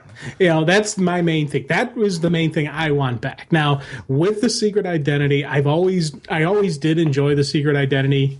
And so I would like to see it back, but there has been some interesting story being told with him, with his identity known. So if we don't get the secret identity back, if it's not, back to being a mystery who he is, and I don't know how because in my head, I don't know how they're going to be able to undo what's been done, minus a mystic wipe, minus a turning back the hands of time, or any of that stuff. I don't know how they're going to be able to do it. I can't, in my head, create a story that's anything other than a magic eraser. And, if we get that, fine. Okay. As long as I get my Superman back, I'll be happy. But part of me doesn't want that. Part of me wants the story to continue and have them figure out a way to either progress the character and have him deal with the fact that his identity is known, and have it be, see where he's able to go with this, who he's able to become. Maybe we could get a change in how Superman interacts with society. I'd hate to say maybe Clark Kent goes away, but maybe he does. Maybe there's something else that he could do as Superman. Maybe, we could try something different with, maybe the Superman Rebirth is the fact that it is Superman Rebirth. Maybe Clark Kent is gone and maybe Superman's the only one who's left. I wouldn't be opposed to that. Now, granted, as I'm saying this, if they did the magic eraser, if they did, or they came up with, a way to actually, in a story, explain how his secret identity is back in place, or however they're going to do it, I wouldn't complain about it because, again, I do like Clark Kent. I like how he has that. Wait a minute, hold on a second. Screw that. I want Clark Kent. What are you talking about? What is this nonsense? Give me Clark Kent. Magic eraser, magic 8-ball. I don't care what you're gonna do. Shake it up. Well, here's the thing. I wouldn't complain about that. I wouldn't complain because Clark Kent's a great story. But I'm saying they don't need to do it. I think we've had some really neat stuff going on with him right now where everybody knows his identity. And if we get Superman back, maybe he could actually then take what he's learned as being, having his identity known and go with another direction with this. Maybe we could actually do a rebirth for the Superman title where people know he is Superman. I'm all about have a life. I'm all about having him have some learning. And actually, the story you're presenting is cool. Here's the thing that I don't love about that. I love the idea of learning it, and I wouldn't mind that story continuing on a little bit longer so we get to see the elements that you're talking about. And who knows, we may see some of that play out in the current titles. And I hope we do, because everything you're saying I actually agree with. I like character growth from that type of thing. Here's at the end of the day, though, one of the reasons why I want Clark Kent back. And I'm willing to wait patiently for it, but it's the same reason why you can say, look, Jim Gordon as Batman's working. Well, we don't need Bruce. But when you read Batman 49, that goes, no, yes, we do. I mean, you just do. Once you start reading that and they tell the good story that gets you to the core of what makes that character work, when you see the rebirth of Clark Kent, you're going to geek out over it no matter how they do it. As long as it's done well. And honestly, it's going to be. And that's just one of those things that, because here's the thing, as fans, we want that. I love Clark Kent. I really do. And it's not just about the fact that he's Clark Kent at his core and all that kind of stuff. I like seeing Clark Kent interact with people who don't know he's Superman and what he can do with that. So this story is incredibly compelling for every reason you're just stating. So I agree with everything you're saying. This is not a dispute on that. I want to see it play out for every reason that you stated. But at the end, at some point in time, I do want a magic 8-ball. I mean, let it shake it up and go, hey, our probability is good. We're going to get back Clark Kent. I want a magic wand to that. But I want it to be story-driven. I don't just want it, poof, he's Clark Kent again. There's got to be a storytelling reason for that, and I want to see what that story is, having had the benefit of reading as much of what you're talking about. Whether Clark remembers that and he learns from it when he gets his identity back, or it's something that we see play out before he gets his identity back, I don't care. I, too, like you, want to see everything you're saying, so I agree with you, and I will say ditto to that. But in the end, I really do want to see eventually Clark Kent back to being Clark Kent, just because That's a part of Superman that I think is interesting, because making Clark Kent work in a modern world where newspapers are having the issues they are, media and delivery of content is very different. I think there's room for Clark Kent the journalist. What does Clark Kent the journalist look like in a modern world? How does that work? How does Perry White work? How does Lois Lane work? How does a Daily Planet work? They can't just be background all the time. They've got to be foreground. And in order for that to happen, you need Clark Kent in the bullpen. You just do. Whatever that bullpen needs to look like. I want to read those stories organically. I want to get there. And I want my cake and to eat it too. So I want everything. I do. Admittedly, I want everything you're saying. So it really is not a dispute, because you're like, as you were sitting there saying, I want to see Clark experience this and I want him to learn from that. I'm all about some superhero learning. So let's do it. Let's go for that. You're right. Let's do that. But in the end result is very similar to what I wanted from Batman. I want Clark back. I love Clark. Clark is cool. It's just an interesting, that duality and trying to maintain that duality, but also what what Superman learns from Clark Kent and from being Clark Kent, I think is pretty critical. Those Superman Wonder Woman issues where he was talking about the need for the secret identity and what it does for him and how it connects, his living in that world as Clark Kent and becoming Superman, I think is what sets him apart from Diana, who's the opposite. She's always been Wonder Woman. And I like that. I think that really has just broadcast, I think, what is cool and unique about Clark and Superman. So I do want to see more of that organically. I don't know. It's just going to be cool. I'm anxious to see who's going to be on Superman. Here's what I want to see from all of those titles. I want to see that book get its due. I really want, I hope Pete Tomasi being on it gives it an opportunity to really, people go, woof.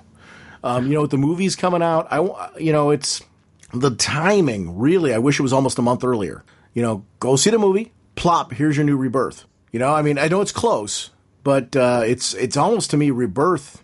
I don't want to say it's a month too late. I don't mean it that way, but I think it's something. You have a potential with the audience that's coming out of those movies. I wish they could walk out of the movies and be handed the Rebirth issue free. That special that Jeff Johns is talking about. Yeah. That would to me be like the coolest thing in the world. And guess what? This month, every single title is got something for current fans and it's got something for new readers.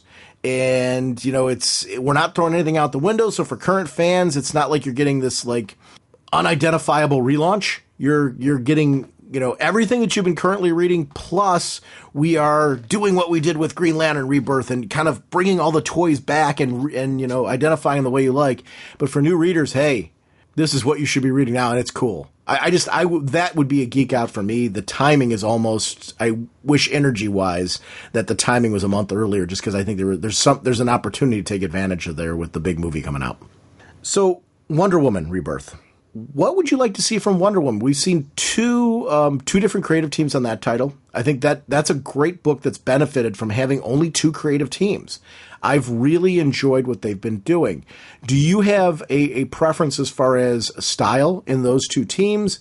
I've heard that it's going to go back to a lot of the elements that made the George Perez run a favorite run, which I could see this run right now and the run prior to it morphing to that without it being jarring. I mean, I could see that being an easy transition to that where you're not throwing any of this stuff out the window, but getting back to the kind of the core, what that looks like. Does that kind of concept excite you, or? Actually, yeah. I wouldn't mind that. Again, Wonder Woman's a character that I'm really digging where they're going with this. I do want to see her and the Superman interaction. I don't want that ending because I am so in love with the super couple. I don't want that to end. But I don't want her to be solely defined by her relationship. I do want Wonder Woman to be Wonder Woman.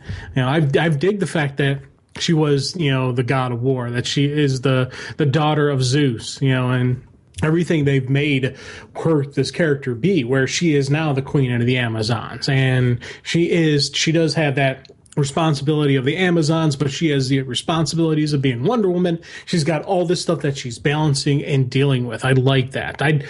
we're starting to see the gods coming back, and that will make for things interesting. I think, we have her interacting with the gods being that, she was or is or what her current god status. In worst case scenario, she's the daughter. She's a half god.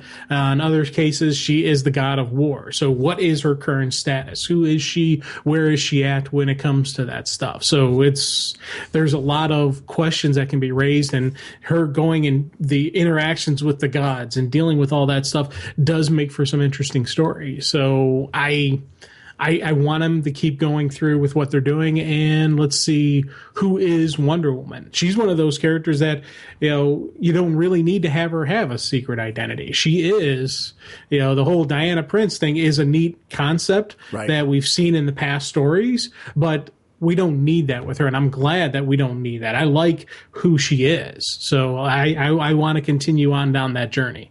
You're right. Diana Prince is a tack on. It works. Yeah. Depending on what you're doing with the character at the time, it's nice to have that for some story flexibility with her. You don't need it. Sometimes it is needed because of a direction that a writer's going, and I think that's cool. So if the writers have a use for that, awesome. But you don't need it. That's an interesting thing about the character, where she is one that does not need to have a secret identity. Everything you're saying about bringing the gods back and everything that you're liking that's working in Wonder Woman, exactly what they were saying, it's going to be, harken back to some of the tenets of the Perez run. I agree with that. Very cool. I don't think there's anything in that run that really negates what's happened in the New 52 so far with her. I think it will bring it back to kind of the core of what I like about Wonder Woman and the values of it. While at the same, they might put some bits and pieces back into the mythos that we've been missing. As far as the Amazons, would you want Mom back? Things like that. How do you want that to look? I like that Mom's part of the island. I do, because you've seen a couple. I can't remember which Wonder Woman issue, but when Cheetah was on the island, and Mom, as the plant reaches out and catches Wonder Woman before she ran into the Temple of Hera, saying, "Hey, you don't want to do that. You're the god of war. You enter another god's temple, they'll take it as an insult." And I like the fact that Mom was there as part of the island to stop her and help her along with the journey, but she's not quote unquote there.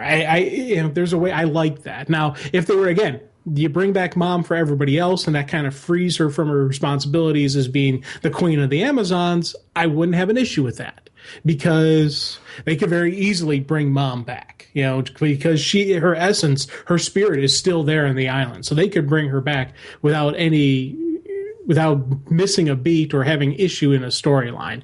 So if they did that, again, that would kind of free her up for some responsibilities. But I do like Wonder Woman having the queen responsibilities and Wonder Woman and God responsibilities. I think that's a neat story for her. But if they were to take one of those off the plate, you still would have, a neat possibility. And she would have that ally again. She would have that person that she could go to, that confidant that she could talk to. And the mom-daughter stories are always kind of neat with any of the heroes, where when they go to their loved ones who say, hey, and you always get those kind of cool, tender moments, especially a character like Wonder Woman, who is a hardened warrior, who, kicks some serious butt, but you see her when she interacts with her mom, and just that kind of, it's not just the, Amazon and queen, it is a mother-daughter relationship. So you get some neat stuff there. So bring her back, cool, keep her as she is, cool, but she's got to be in the play. Yeah. I want her as a supporting character, whether she's just a supporting character part of the island or whether she's physically there. I love that you've identified her as like kind of the Amazon's Mogo. Yeah, exactly. Yeah. I really like that character, so I'm with you. I don't care what we do with it either way, but I do want her a part of the story. Do you think, some of this we're getting in Titans Hunt, do we need any more tweaks to Donna Troy? No, I think we're good. I think Donna's got a solid base going for right now. They created her. They've made her a good hero, and now she's growing. And if she gets any more knowledge of what she did in the past universe is into this Donna Troy, that'll really help form the hero. Do we need to bring back any level her friendship relationship with Steve Trevor? What is, do you want to see anything from that? Do you want to see any kind of partnership or cooperation with him? Are you kind of content with to go either way on that one? Where are you at on Steve Trevor and like Etta Candy and people like that who they've been in the New 52 and had roles, sometimes prominent roles in the New 52, but the Wonder Woman history is past history for Steve. Well, most recent Superman Action Comics has had Steve and Etta in it, where Clark was going through his cleansing process. They were in there, and that was a great usage of him. So he is a character that is in the Wonder Woman mythos. I don't think they need to bring him in full time, but again, her interacting with him is some neat stuff. And so there is positive that they can bring out, and he does. Again, he's one of those characters that could be a confidant, and maybe if they do get rid of the super couple, could be some type of relationship. So it could be something beyond just friends. But he's one of those part of the support cast that they could use or not use or use sparingly. If a creative team has a usage for him, cool. If he never makes another appearance, I won't cry over it. But he is part of the universe, so they'll use him when they need him. Yeah, I agree with that. So I like the character a great deal. I actually think they've done a great job in the New 52 of giving him a larger role.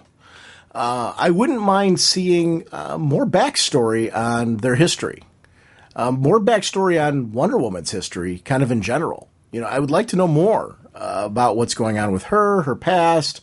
I think there's some interesting stories to put back into play with her age, because the Wonder Woman film is going to explore World War I, right? Isn't that the premise of that one? It's going back to World War I. That's what, yeah. So I think that's interesting. The fact that she has lived longer, if they're going to go that route, and I don't think we've seen that kind of concept with her in the New 52. So if they bring that in, I would be interested in that. They have. Go ahead. Well, they have brought up the long life in the book, right? Because that was the thing that Cheetah was after, their immortality. They had that as long as the Amazons are on the island, they don't age. It's when they leave the island that they start aging. But as long as they remain on the island, so there is that factor in there. So they could very easily have her be around for a while and have her had other interactions, right, or whatnot. That's what I want to see. What was her history? I'd like to see some of Hippolyta's history. I like that part of when you build a culture that has this. You and I are both fans of immortals and those concepts in, vampire literature, in we like shows like Highlander, like Doctor Who, with the concept of time travel and these time lords that. What do I like about the Hawkman? The idea of the reincarnation and that you've been around for years. I think that Legends of Tomorrow has benefited from that kind of concept. So I would like to see, some of that brought into Wonder Woman in that title. I think it'd be interesting. I don't know. One of the cool things about Wonder Woman that I think often is not realized is how flexible the character really is to unique and different storytelling. I'm going to be very curious. I know one of the things that DC's trying to do with this Rebirth is really define these characters at their core. So I think I'm real curious with Rebirth #1, with that character in particular. How does DC see this character? What do they see as the basic tenets of Wonder Woman? I want to know that. I think that's going to set the stage for where we go forward with this character right now. And I think they're going to, with it being the Rebirth concept, one of the cool things that I think they're kind of putting themselves in a position to do is, listen, we've got a core fan base right now. Don't want to alienate them with this move. Yet at the same time, we want to get that casual crowd, but also the lapsed readers. How do we say to them, listen, we know this is who your character is. We're going to show you that in this Rebirth issue and really set the stage moving forward with why you should be paying attention to us and what we're doing right now. That's important with these issues. Each one of these issues needs to hit that beat. Whether they're going to be successful or not in doing that is going to remain to be seen. I'm excited about that, though. I want to know how they see Wonder Woman now. We've done the New 52. We've done the previous history of the character. She is a character that's commonly referenced as being kind of hard to pin down on what exactly her whole MO is. That seems to keep coming up. I think I've kind of got a good rudimentary understanding of Wonder Woman and what her concept is. But that seems to be, I mean, I'm sure you've seen the same interviews I have, right? Where that always comes up as kind of like, she tends to have one of those origins that people can't really pin down. Well, fine, let's pin it down. Yeah. I mean, not just her origin. I mean, like her basic, who is she? What is she all about? Okay, let's do that. Let's pin that down and move forward with this character, because I think she's really enjoyed a rich life in the New 52. I want to see more. So I hope that comes out of this. Hope this craft can withstand this powerful force. Okay, Jim, so as we're looking at this Rebirth, the specials in July are these. And I'm going to go through the specials and the number ones, and let's just talk about what books are going to be released and then what our thoughts are. So we got Batgirl and the Birds of Prey Rebirth number 1. Hal Jordan and the Green Lantern Corps Rebirth number 1. The Hellblazer Rebirth number 1. Justice League Rebirth number 1. Nightwing Rebirth number 1. Red Hood and the Outlaws Rebirth number 1. The new number 1 issues, shipping twice monthly, are going to be Hal Jordan and the Green Lantern Corps number 1. Justice League number 1, Nightwing number 1.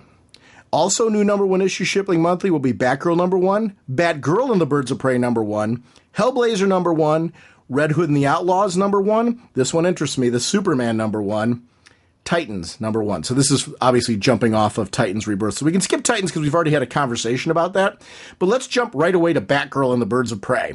So one of the things that's notably missing from this list right now that's worrying me is there's no Secret Six. Right. I do hope that down the road we do get an opportunity to get that title again, because my favorite book right now. So that part is going to be like, what are we doing? I mean, other than the fact that I am geeking out over this list right now, that is a gaping hole. And I think for all of us that are readers, you know, for you and I, it's Secret Six. For somebody else, there's another book that they're reading right now that is their favorite that they're seeing not a part of this list. Batgirl, though, and Birds of Prey in general is a concept that I've really loved. They tried to start a new Birds of Prey in the New 52. I liked it. It wasn't the same, you know, it wasn't the thing that I dug about Birds of Prey at its core. With it being Batgirl and the Birds of Prey number 1, what does this book need to succeed, Jim? What makes that succeed? And we'll talk about the separate Batgirl solo title, because I think, obviously, I don't think it's any accident that the Rebirth issue looks like it's incorporating what will play into the Batgirl solo book and Birds of Prey. So what do you want to see out of Birds of Prey, Jim? Well, what I want to see, and I know we said we were going to talk the Batgirl solo, but I'm kind of thinking, because both of those, Batgirl and Birds of Prey, are both only monthly shipping. They're not the twice shipping. Right. I would like to see those two titles be kind of the twice monthly, where it's not, I'm not saying each book twice monthly. I want those two to be so connected and related that it's like you're getting a twice monthly book, but the one is focused on Batgirl, the one is focused on her with the Birds of Prey. So I think, you know, I'd like to see same creative team. I'd like to see a connection, a continuity between them. If we're going to introduce the concept, we'll bring back the concept of Birds of Prey. You need to have that team dynamic where it's, I think for me, some of the best Birds of Prey stories obviously were Oracle in the chair, and sure, you know, with Canary and with Helena, you know, so you can't really go back to that concept where it's those. Well, you can bring back in you know, Diana, but you know, with Black Canary, but it's not going to be the same type of groove. But you do need to have that connection of hold it. Okay, I guess here's what I'm going to say to you. Why? Because I want that groove. So tell me why we can't do it. Okay, I want that groove, but we won't have that same groove. Why? There's always going to be a different story with the Birds of Prey. It's not going to be the same story. It's not going to have. It's going to have, but it's got to have. I want it to have that type of feel. I wanted to have that team dynamic. I want to have it where it is these characters who aren't just a team, but there's something more to them. To me, with the Birds, it was always. Yes, they were heroes. Yes, they fought together, but there was that connection. They had a connection that was beyond what the Justice League had, beyond what Teen Titans even had. Birds of Prey had that groove and that jive. And that I'm talking in the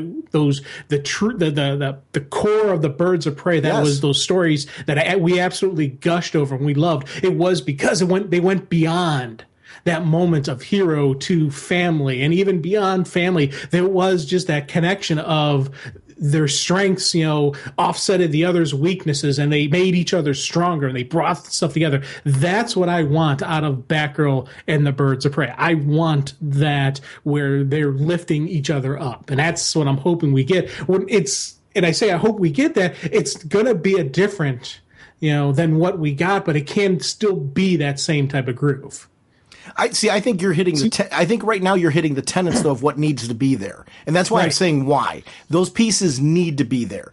That you can't settle for less than that. So I think everything you just said, amen. I think a mistake would be to say you can't have that. I think you do need to have that. Here's what works about that team. To me, what I think you need to build is a core base for that team.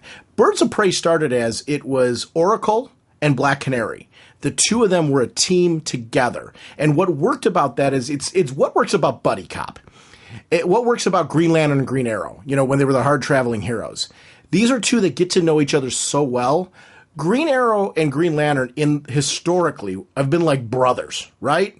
Barry Allen has that relationship with Hal Jordan as well, the brave and the bold.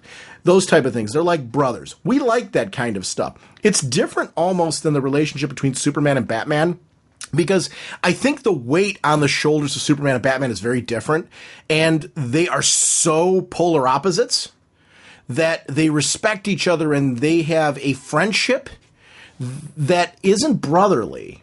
It's a friendship. It's a deep friendship. Whereas Barry and Hal, I think in the best storytelling, have been brothers.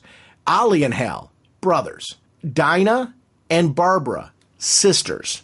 There is a relationship there that is different. It's not because you're family, it's all that. Helena became a part of that group, built gradually over time, and it was a rocky road at first, but then eventually became that third sister. It became that kind of relationship. It's everything you're talking about. Each of their skills were something that enhanced the team, made them something more. Their struggles were all of theirs. Their triumphs were all of theirs. When things fell apart and were at their darkest, they pulled each other up through them in a way that is different than when you're friends. You hit sometimes in a friendship where it goes to that next level, and some of it's unspoken, some of it's in actions. It's everything you're saying, and I honestly. You're saying that there's certain qualities that you can't. There's a certain groove that you can't have again. I think you need to have that groove. Now, I get your point. You're like, because of the fact that Oracle's not in the chair and these characters have a different backstory and all that, you can't just all of a sudden plop them into that groove. But I think your goal has to be to build that groove. Right. It has to be that. So I think that's what I'm saying. Why? What I'm saying that is, I think this series, the other series, I enjoyed it. Don't get me wrong, I'm not knocking it, but I don't think it hit that groove, and it didn't hit that vibe that you're talking about, and I think that's what separates Birds from the other team books. It needs to have that, and I think it separates it in its own way. Like, I really enjoy Red Hood and Arsenal. I really enjoyed Red Hood and the Outlaws.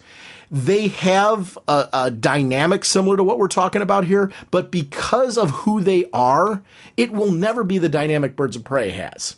Birds of Prey has to have that unique Birds of Prey vibe. You have to understand that book at its core. To your point, as far as like saying that there should be an interconnectivity between that and Batgirl, I agree with that to a certain extent. Here's the thing. I like Batgirl solo stories. I don't think every Birds of Prey title has to be, Birds of Prey issue has to be shackled by Barbara's doing this, so now it has to build into what Birds of Prey's doing here. I think sometimes Birds of Prey is going to need to have their own epic arcs and their own big stories that are Birds of Prey related. Sometimes those are going to need to cross over into Batgirl for obvious reasons. Would that be convenient if it was the same creative team? Yeah, if that makes sense. It doesn't always has to be. Sometimes having different creative teams works.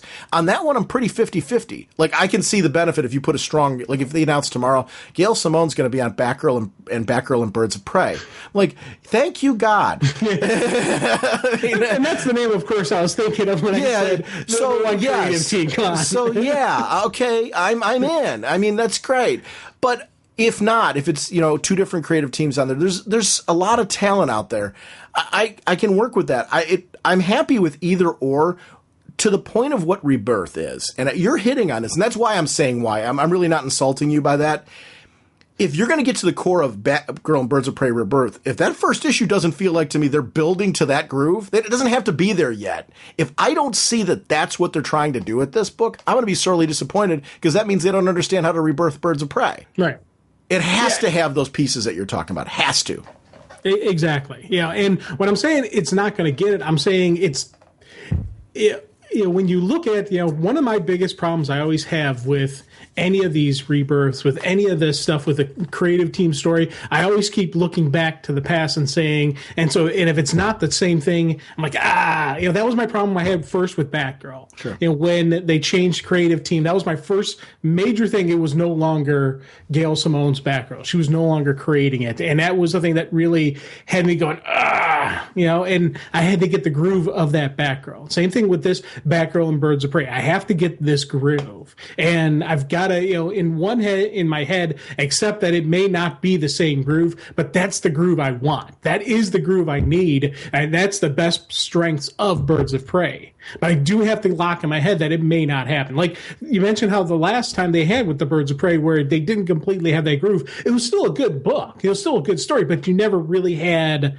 that classic groove vibe to it. And I gotta, in my head, I gotta settle that we may not get that. I hope that's where they're going. That's the best stuff. That's what I would like to see out of it. But kind of in my head, I gotta get, it's one of those things where I've got to get my head on, to look and truly assess what is going on with this story, not completely say it's not what it was in the past.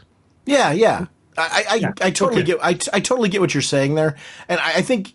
I don't know. You and I really aren't in a different place on this. Right. We have the same desires and wants. We're just saying it differently, and we're coming at it from our jive and what the groove is the same thing. Right. I think we both want that same groove that is Birds of Prey, because as I said, Birds of Prey, and you even said it as well, Birds of Prey is a different dynamic than Justice League, Titans, Outlaws. All of those different teams had their own dynamic and had their own groove, but the Birds just had that something else that was beyond just teammates, beyond friends, beyond family. They had that strength of, it was that, each one made the other stronger. Each one was there to pick up in their weakest time and inspire. And, it's one of yes, they had a team leader with Oracle, but she wasn't really the leader. Because she wasn't the field general. She she knew that Black Canary knew what she was doing. She knew that, Huntress knew what she was doing. She was there as the support, as the direction, as, if needed be, throwing some, hey, I'm seeing this, guys, go here. If they needed her strategy, she threw it out there. But in the groove, in the fight, hey, guess maybe Black Canary's got the right idea. And that was the thing, I think, with that, where you had a leadership role in each one of them. But it was also not only sometimes to be a good leader, you have to be a good follower. And all three of them recognize that sometimes they've got the right idea. Sometimes they've got the right idea. Sometimes we need one clear direction. I thought that was the neat dynamic of Birds of Prey, that you didn't have one quote-unquote leader. You had three leaders all operating, three equal partners, three equal members of this team. Oh, I'm sorry, Jim. Huntress is at the door. She's got her bow staff, and actually she's got this wonderful crossbow gun. She wants to talk about your use of strategery. No. Oracle thinks strategery is awesome. So there. You know what? It's someone claiming to be Oracle. I'm only getting internet communication, so maybe it's really some 8-year-old kid who thinks strategery is awesome. I don't know, but they're saying they're Oracle, and the internet doesn't lie, right? Sure. It's funny. That is an interesting book in particular because I think you can tell from our both of our feelings on that one. That's a book that's really important to us. That's an announcement to me. That's a big announcement. I'm thrilled to hear that we're going to be getting a Birds of Prey title out of this. I want that book to succeed. Everything that I'm saying isn't criticism. It's more of a, this is a great wish list. These are interesting announcements that are coming out there of titles that are being launched. Here's the thing that's interesting about this. Batgirl and Black Canary need to go through a little bit of an evolution in order for that to work. Yeah. I'm liking both of those titles right now, so don't get me wrong on that. I've actually grown to really enjoy the Batgirl direction right now. But for Birds of Prey to work, needs to be a little evolution in those. I think that's where that Rebirth issue is going to be one that I'm really keeping my eye on.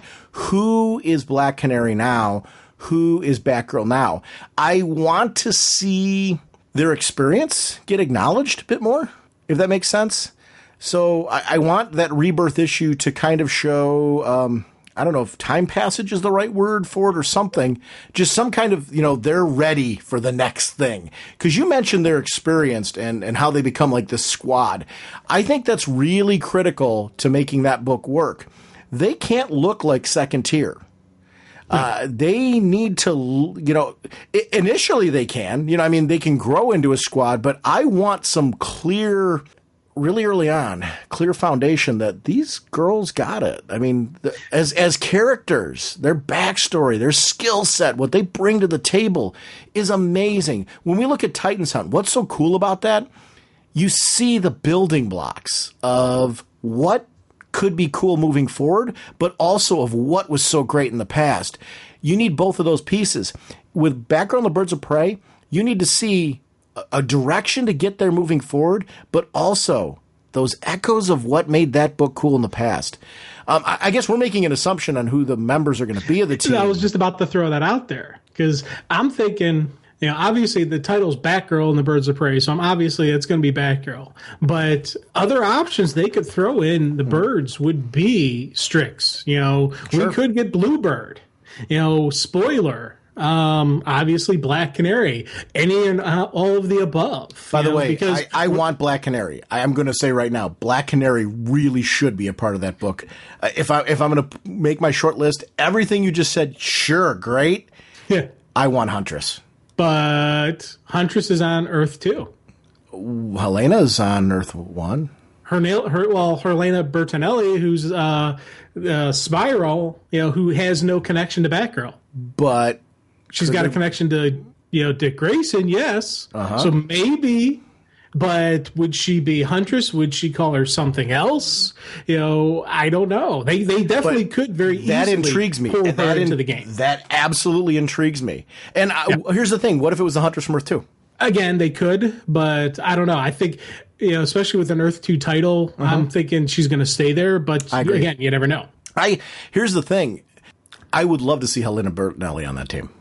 Well, yeah, they've done a great job with creating her in the Dick Grayson title. So she's a solid character, and they could pull her into it. I don't. It's in one hand, I don't see them doing that though, and the reason I don't see them doing that is because we have a Nightwing title. I'm thinking she may be around, but I think she may be around in the Nightwing title. Why? If he's going back to being Nightwing, what's his connection to Spiral? Will Spiral still exist? Well, that could be. This could mean we could be seeing the end of Spiral, which would mean she'd be a free agent. So maybe she could get into Birds of Prey, or maybe she would join him on the Nightwing title, and it's basically taking away Grayson and making it now Nightwing, but it would be a similar cast of characters. Yeah, I don't know. See, again, I don't have an issue with that. Exactly what's happening on that universe or what's going on, but there's a lot of options they have on the Birds of Prey. And I agree with you. I do want to see Black Canary. I do want to see Batgirl and Black Canary because they've kind of they've laid down a solid foundation of these two being a team. Right. They went through some really rocky moments, and then they started building once again, and then Canary's kind of doing her own thing, but I could definitely see them coming back together and those two working, and it could be that formation of Batgirl and Black Canary being the foundation of the Birds. And their relationship, and they pull in people. Again, I would love to see Strix in on the team with Black Canary, Batgirl, and Mary all together. I think that would be a really cool combo for Birds. Sure.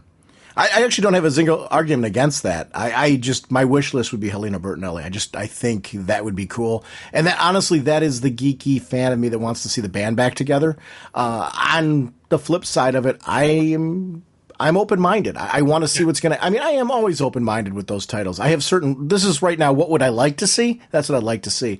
Here's what I'd like to see with Black Canary. I'm going to be honest. I like the current title, so please don't take this as a knock on it. I do like it. I like the Batgirl title right now. So, but if there's one thing I would really like to see, I am a huge fan of the fact that Black Canary was eventually going to be the leader of the Justice League. And did wind up being the leader of the Justice League. I would love to see the New 52 version gradually evolve into being that kind of character. There's a strength to Dinah Lance that I want to see gradually evolve. I'm not saying you have to light switch it. I'm not saying what the creators that are working with them right now are doing is bad. I'm anxious to see these characters evolve as part of Rebirth. I think it's time. It's ready. Let's evolve them. These books have been cool. Let's evolve them. It's time. She's had enough life experience that she can become that top tier hero. She really could, be a member of the Justice League. She could be that kind of character. And like you, I agree with you. I loved when she was, the leader of the Justice League. One of my favorite scenes is when she finds the inner sanctuary. And she shows up, brings her own chair because there's only 3 chairs at that table. Well, awesome. I had to bring my own chair. I love just that moment where she was standing toe to toe with the Trinity. And she didn't back down, didn't hesitate. She was the leader of the Justice League, right then and there, saying, "Hey, you can't ignore me. If this is gonna be, it's gonna be all of us or none of us." And I love just how she stood up to him. That shows the strength of character. That's the character I want to see. That's the strength of someone who's been through relationship after relationship with Olive and Queen. Yeah. I mean, which is great. I mean, it's honestly, there's a joke in that, but there's also a reality of that. That's what makes these characters so interesting. So here's the thing. Do you argue the New 52 one has it? I mean, do we need to put her through that? I don't know. She's been through a lot with her current husband. I mean, why not this? I don't know. It's interesting. So we're going off from that. We got Hal Jordan, the Green Lantern Corps Rebirth. One of the things that's interesting about that, I mean, we spent a lot of time talking about that already, but there is no title listed that is another color Lantern Corps, and also no Sinestro title. Thoughts? I know. That does upset me, because I did like Sinestro. I like the other colors. My Red Lanterns, I've always really digged. I dig the Carnage Red Lanterns, and then I like the fact that rage could be kind of a positive thing, where you're raging for your teammates, you're raging for light, where you're raging for the positive, and so they could use that rage, that red energy, not just for destruction. I like those concepts of the Red Lantern, so I don't want to see the colors disappear, but there is very absent a lot of color other than green out there. And who knows, maybe Green Lanterns, the title isn't about the Green Lantern Corps. Maybe it's about people in the Green Lantern universe, or maybe people change colors, or I don't know, maybes, But again, when you throw out a title that has Green Lantern Corps in the title, you're assuming you're going to get more than just one Green Lantern. And the fact that it's Hal Jordan and the Green Lantern Corps, to me, that suggests that Hal is back in the leadership of the Corps, and this is going to be a story of the Corps with Hal there. So I don't know. I like all the different colors. I like the spectrum, so I hope we don't lose them. I don't want to lose that either, but here's the thing that I think has become interesting, and maybe kind of a weakness of the spectrum right now. Not every story or, the whole universe has to be dominated with this idea that if you're going to go to this sector, you're going to eventually encounter this color lantern. Yeah. I think in order to really focus on getting to know the lanterns, half the fun of the Green Lantern Corps book, right? Let's go back to what really worked about that book, was getting to know the homeworlds of the various lanterns, where they came from, what their backstory was. We became big fans of some of the aliens because we got to see their backstory and what their political culture was and things like that. If you put too much in the book, a lot of times you can't get down to the depth with certain characters that you need to. I want some depth with these characters. I want to rally behind the Corps more than the Green Lantern Corps, more than I rally behind the other colored lanterns, if that makes any sense at all. That doesn't mean I don't want to see them. I would love to see regular appearances by St. Walker and, you know, our some of our heavy hitters that we like. And I want to see that a part of the universe, if it's so meant to be. But I really think at its basis, you got to like give us a Green Lantern Corps team that we rally behind, where we get to know the characters who are the main players on that team, the ones we're going to be reading about every month, and actually feel like they are a team, and something to that. So I hope that's what we get out of this. I would love to see another colored lantern book. I think you really need to get this foundation in place before you go there, though, and then bring that in. And maybe that's done through miniseries. I would be a big fan of that. Oh yeah, yeah, and it's funny because part of me would like to see, as you said, miniseries or even just another monthly series where it's a non-green Corps, where they go through the different story arcs of the different lanterns, you know, of the different types of lanterns, where, you know, one story arc it's red, then another one blue, and then, you know, indigo, you know, and back maybe another red story or maybe a yellow story in there, and just go through the different lantern universes that are out there. And it's that way, instead of having one color completely be a title, have it be all the others, you know, in one title. I agree. I think there's a lot of opportunity there with the Corps in general, the various Corps to do something with them. I think before you do that, though, I really think the foundation has to revolve around green. I think you have to get that solid.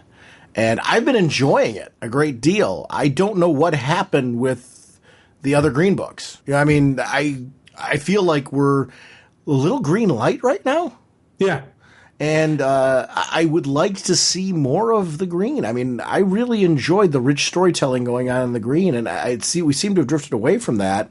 The titles that I'm reading, I'm loving. I really am. I got zero issue with the creators who've been touching these books. I think the books are interesting. I feel like we're a little less than what I would like to see. Oh yeah, I completely agree with you on that one. Where I want more, and I think hopefully this rebirth is, again, it's they're rebuilding the foundation of what is the Green Lantern universe with these two titles. And I'm hoping that after we get this rebirth, after we get this, once again, you know, just the shoring up and, you know, strengthening of the foundation, we're back in the groove, and maybe down the line we'll get other titles. Maybe we'll get other things added in here, or miniseries. You know, there could be definitely some neat miniseries that could come out of this universe. So, yeah, let's okay, we're doing a rebirth. Let's re-strengthen. Let's get the green, you know, the Green Lanterns back on the, you know, on the groove and on the page, and let's move forward.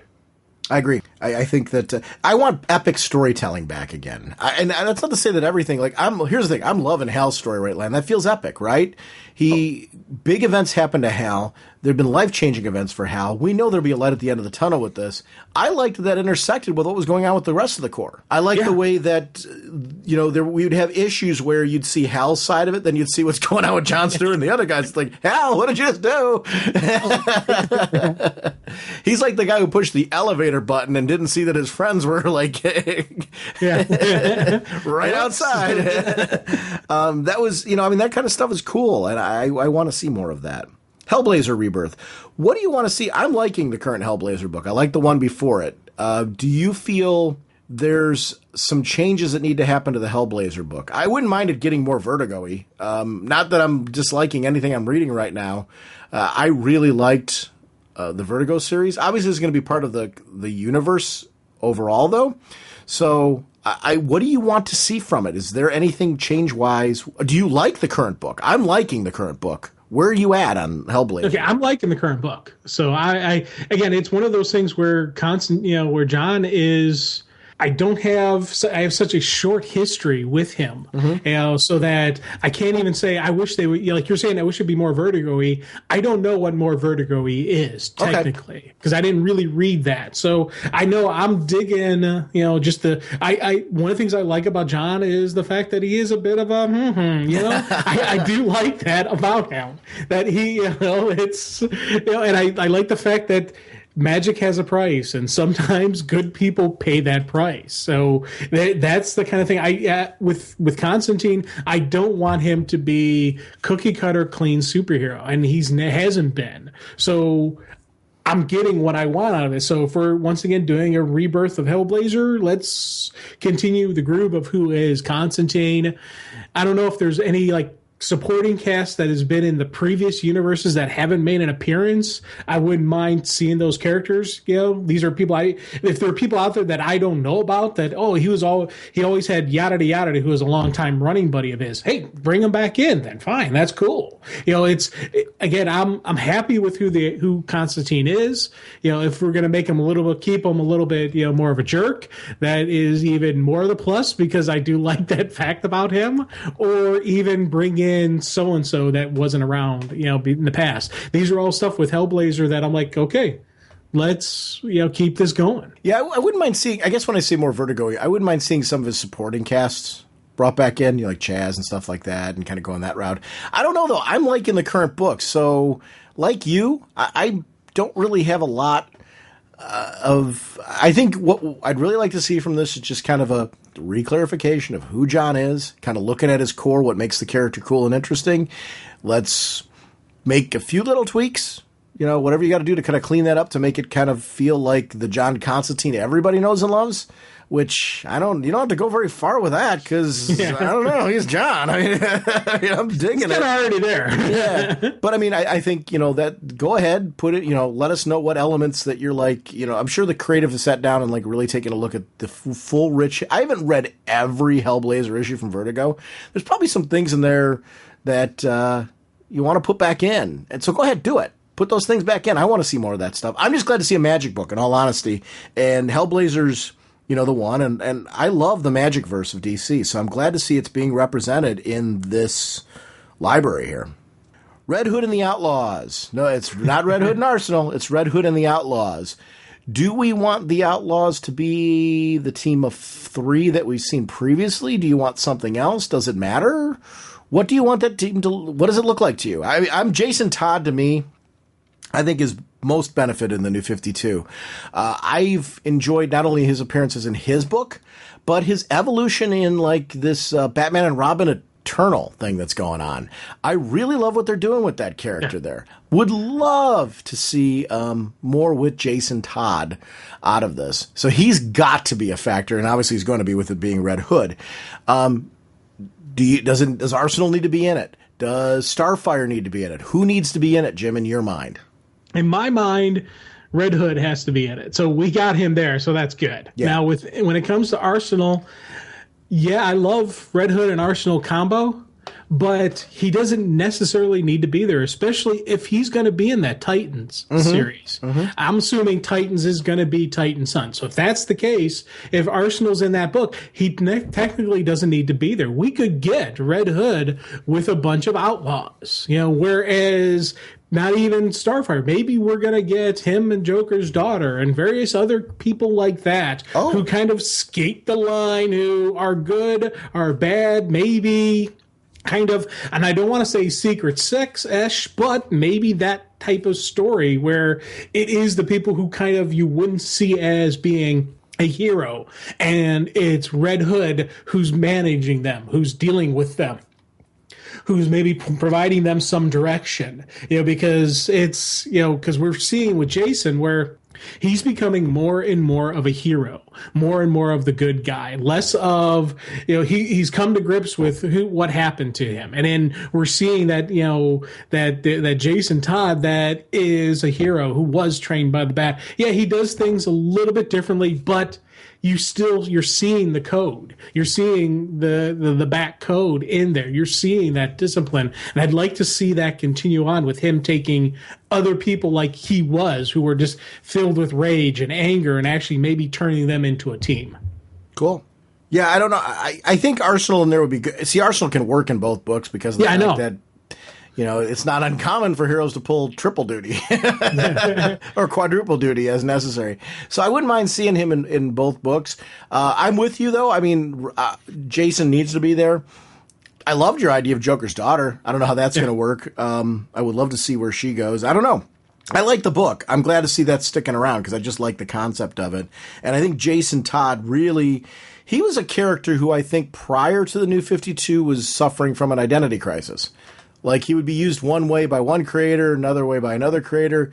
And I'm glad to see that the New 52 has really developed a consistent idea of who this character is and really fleshed him out to be a character that's evolved.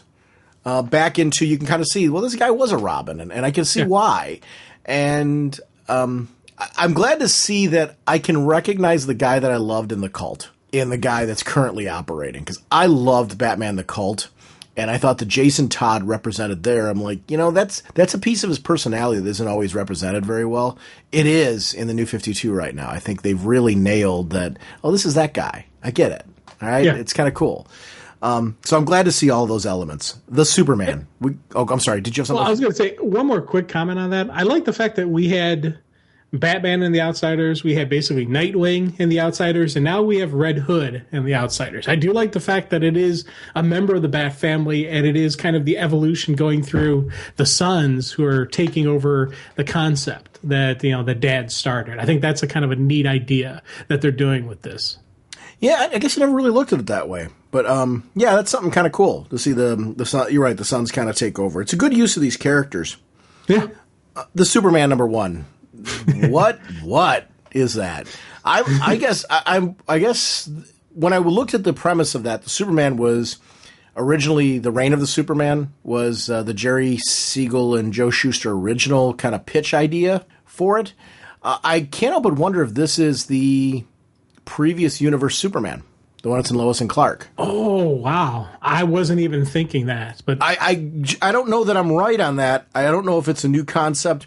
I don't know that I care. That book I'm intrigued by because I have no idea what it is. So I guess I was trying to figure out what it would be, but it dawned on me that Lois and Clark book isn't on the list. So I'm hoping we don't lose that character. I know there's supposed to be, I think, a meeting between the two of them coming up between both Supermen coming up. Yeah. So I'm hoping we don't lose that character. I would like to see that character continue on. Yeah, because I was thinking with the Superman, how they said there's that person, that the unknown narrator saying there's something missing from the universe. I was thinking the Superman was that person. So I was thinking this was going to be a brand new creation, new character, new concept, not anybody we've seen. But I like your idea of the Lois and Clark Superman, that guy being this person. Could that be the previous universe Clark? Oh, yeah. It could be one and the same. Could he be the narrator? He could be. Be interesting to see. I don't know. This is when I'm like, I want to know who this is, what this about. And again, this is one of those things where the tease alone has me excited. If they gave me more information, great. But right now where I'm at, I'm happy with knowing absolutely nothing because of the anticipation of what could this be? What is this? What's going to be the mystery behind, the Superman, kind of has me excited. This is one I'd love to see who the creative team on is, just because if it's a creative team that I go absolutely nuts over, that'll really escalate my, oh my God, kind of moments. It looks like May 26th is when we're going to see the final announce of the creative team. Okay. So I can't wait for that. We're going to kind of do lightning round in the fall because I'm going to wrestling tonight, and actually I want to make sure to not ignore these books. So let's go ahead and jump to these. So the fall Rebirth specials, we've got Batman Beyond Rebirth #1, Blue Beetle Rebirth #1, Cyborg Rebirth #1, Deathstroke Rebirth #1, Earth 2 Rebirth #1, Suicide Squad Rebirth #1, Supergirl Rebirth #1, Teen Titans Rebirth #1, Trinity Rebirth #1. New #1 issue shipping twice monthly is going to be Cyborg #1, Deathstroke #1, Harley Quinn #1, Justice League America #1, Suicide Squad #1. Interesting about that is Justice League America means that we will have a Justice League title every week, theoretically, if it releases that way. New #1 issue shipping monthly. Batman Beyond #1, Blue Beetle #1, Earth 2 #1, Gotham Academy next semester #1, Supergirl #1, Superwoman #1, Super Sons #1, Teen Titans #1, Trinity #1. Now, I don't know that this list means necessarily that these are all of the titles that they're going to release over that time frame. These are certainly the ones that they're announcing right now, so I'm hoping there actually will be some additions to this list, but let's go ahead and go through them. Batman Beyond. We know the current storyline that we have going on from that. Do we want that? Do we want Terry McGinnis? Do we want some hybrid? What do you want that to be? Because it's Batman Beyond Rebirth. So where do you think they're going with that? Do you think it's going to kind of be a reworking of that concept, going back to the core of what made it work, or what? I actually think this is an opportunity for this one to kind of update the future universe. Let's do a complete reboot. And I think with all the other titles, I've been saying, hey, no, let's keep it going how it is. I think because Batman Beyond takes place in the future, I think we can go back to, because you think about just where the Batman Beyond universe, it's kind of messed up right now, and it's good stories. Right. You know, when I say messed up, I mean physically, as in, you know, they're dealing with some serious level apocalyptic type of ramifications going on there. This Rebirth could be a chance to kind of give us back to what it was and talk about a future where there is actually an Earth where there's actually, you know, multiple cities, and they could go back to what was some cool stuff. Now, the story they told was awesome, so I don't want to knock it or disrespect it, but I kind of would like to have a whitewashing on this. It's the future, so we can kind of maybe events of the current has actually changed what the future is going to be like, and this is what it looks like now. And things are, you know, kind of back to what it was, where all the cities in the world, the heroes weren't turned into cyborgs, and, you know, yes, they have their issues, but it's not as end of world issues as they had in the past. You know, it's interesting that you say that, because one of the things that's also missing is that Justice League 3000. Yeah. So I can't help but wonder if maybe that isn't accidental, that like the only future book right now seems to be Batman Beyond. You know, maybe that is exactly what that will be. I have zero issue with it being that. I kind of would like to see a reworking. Who do you want Batman Beyond to be? Do you care? If they're doing a Rebirth, let's bring back Terry McGinnis. Cool. If they're going to do just complete rewashing of it, let's bring them back. I agree. You know? And because, and I'd even like to see them bring back the Batman Beyond universe of the other heroes that they had going on there. I thought those were some kind of neat stuff. Yeah, I agree with everything you're saying there. Blue Beetle Rebirth #1. Now, I've heard some rumors about this one. I don't know how true they are. That it would be Ted Kord and Jaime. I don't know how true that is. I don't know if I'm right on that. I don't know if that was I've read so many things right now that are speculation, and so many things that have been, the facts obviously have been very limited as far as what they've released, which is kind of cool because I actually like speculation. This is obviously, we're developing a whole episode to it. So speculation's fun, but these aren't concrete facts. Your thoughts, what do you want? Do you have a preference either way? What would you like? Rumor. I like them both. You know, and I'd like to see, I will definitely, if we only have to pick one, I'm going to go with Jaime, just because, again, that's my Blue Beetle, really, in reality. But I do like the fact that if Ted Kord being alive, because he was such a nice guy, so it would kind of, I wouldn't mind seeing Ted Kord and Jaime working together, or even if the Jaime battle armor isn't Reach armor. Maybe it is something that Ted Kord developed, or Ted Kord, technologies developed with help of alien technology that they didn't understand, and it got fused to this kid. They could really this is another one where they could really do a rebirth of the Blue Beetle concept. Love it. Yeah, I don't have any, I honestly don't have any, thing to say other than that I agree with it. Hey, bring back Ted, we can shoot him again. It's like, let's not do that, man. Come on. No. I'm totally kidding. Actually, I've always been a big fan of Ted Kord, and Booster Gold. I would like the idea of Ted Kord getting a chance to be reintroduced to a New 52 audience, to the post New 52 audience. And I think the nice part, if you put him in there with Jaime, you have the legacy character in Ted Kord, where he can be kind of the mentor. And you could have, Jaime be kind of the new. I liked your idea of, maybe Cord Technologies has some kind of involvement in what's going on with Jaime. All of that works for me. I like the concept. So I've always liked legacy heroes that way. My favorite stories of the Flash with Wally West involved his crossovers with, where Jay Garrick was a part of our universe, and Wally was working with Impulse, and then there was, we had Johnny Quick and Jesse Quick, and you had, it was every kind of speedster that Max Mercury, every kind of speedster you could imagine. The legacy was there and was a part of the rich culture, and there were occasional crossovers where Barry Allen, because of going through the time stream, was somebody he would encounter and work with. So I like that stuff. I like the idea of the current hero working with somebody from their legacy. And that is a piece of DC that fans have been critical, hasn't been a part of it.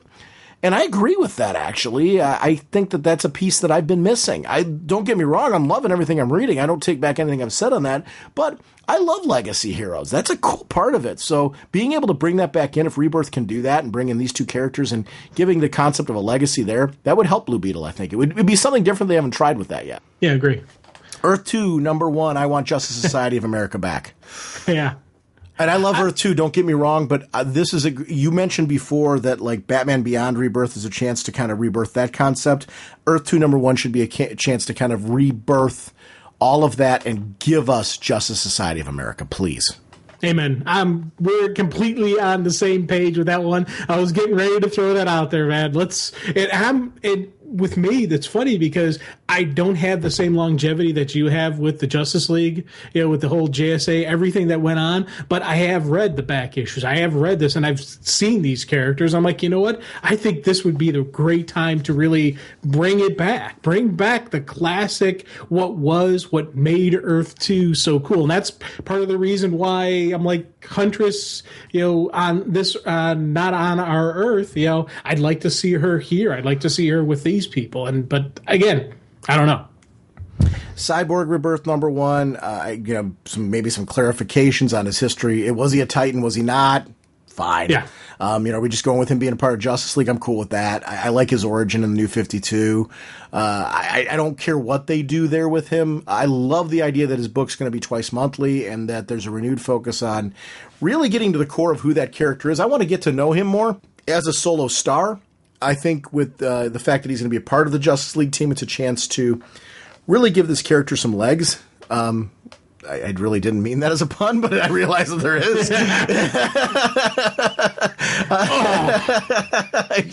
I like Cyborg as a character. I really do. And if there's one thing that I think the New 52 did well, it was take a character who was a second stringer because he was a Titan, and that's not knocking him. I mean, there's the A team and there's the B team, and then there's C and D list characters. He was definitely a very high B character where people recognized him because of his longevity in Titans, and it's a character that I thought very highly of.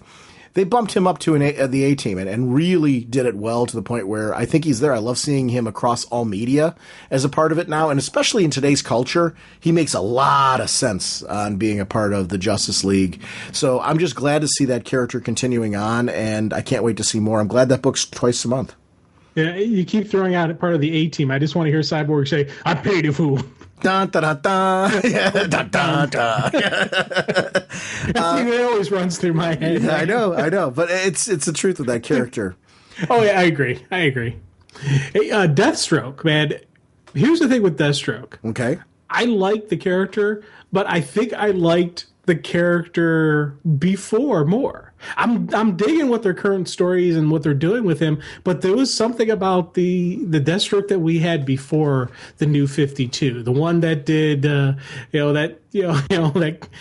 went after the Teen Titans, that Deathstroke who took down the Justice League and Identity Crisis. There's something about that Deathstroke that I kind of really like, and he's one that with this Rebirth thing they could kind of bring back that character. I like the assassin with a code, but he is still an assassin, and they could even turn him a little bit more evil. Agreed. Tweak up the darkness in him. Agreed. Yeah, he's a great example of, it's kind of the whole wrestling thing, right? You turn somebody a face and it's like, why is he all of a sudden this good? I mean, does that make any sense? Exactly. Let's heel turn Deathstroke. Yeah. Let's turn that up a notch, you know? I want to read that book too. I know what you're talking about. It's, he's got to skirt that line as a mercenary. I don't mind him having a code. I mean, obviously as a mercenary, he would have that. And I agree with that. So I'm not saying to throw that out the window, but, he really should be a guy where you're like, but he is a bad guy. I mean, really is a bad guy. I mean, it's like the Flash rogues. Yeah. The rogues have a code, but they are still bad guys. Right. Cyborg has this code of conduct, but he is still a bad guy. He still is a professional killer. He is a mercenary for hire. He will kill people, and he should openly kill people. And he does have a really good body count into the current title. I'm not knocking what's currently going on, but he did, using the wrestling analogy, he did somewhat of a face turn. Let's do a full-on heel. Let's make him a bad guy again and keep him have his own title, though. I don't want them to get rid of his title. I want a villain. Well, you're getting him twice a month now, so I'm glad you like the idea of him having his own title. Yeah. Suicide Squad Rebirth. Would you think that? What do you think that book needs? I'm actually really digging it. So I'll be honest with you. I think we're good. We're good. Yeah, I'm liking Suicide Squad. The concept as well as execution of your current team. I'm happy with it. So, only thing I can think of them doing with Rebirth is just clarifying. Yeah, I don't know. I think more mayhem. Let's just more mayhem. Yeah, just more mayhem, please. I mean, just kind of go with it. Mayhem. Yeah, more mayhem. Yeah, I mean, I don't know. I really like that title, so I don't. I think there'll probably be some team members from the movie that will likely be on that team. Yeah. That aren't now, just to kind of more, and I don't have an issue with that. I mean, fine, go ahead, make it more, bring over a crossover crowd. I don't care. I just don't throw out the window the history. Let me ask you something here. Okay. With Will Smith playing Deadshot in the movie, no. Would you want to see tweaks to? Okay. No. And okay. Wait, let me clarify this. I have zero issue with Will Smith playing him in the movie. I like that idea. I don't have a problem with it. I really, really don't. Here's the thing. I don't think you need to change his character in the comics to make that work.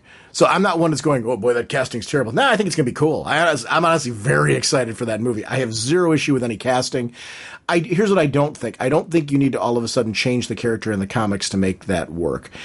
Do I have a major problem if they do it? I don't really. No, I don't. I really don't have a problem with it. I'm not looking for it, though. I don't know. Here would be my question. Why? You know what I mean? For the movie, you're looking for some diverse casting. Will Smith's a really good actor. Putting him in that role, I'm cool with it. I think it's a great idea. I have completely zero issue with it. I think that works on TV and film, as long as you've got the core of who the character is. Do I have a problem if they do in the comics? Not really. I just don't see the necessity. I guess that's my thing. I don't see the necessity. I'd rather see them build more. Here's the thing. I love that I'm getting Cyborg twice monthly. That's the way you kind of go about it. Take your characters that really are rich, right, in diversity and give them the spotlight and develop those characters versus changing ones that you don't need to. But on the film, again, I think they're two separate universes. I don't have a problem.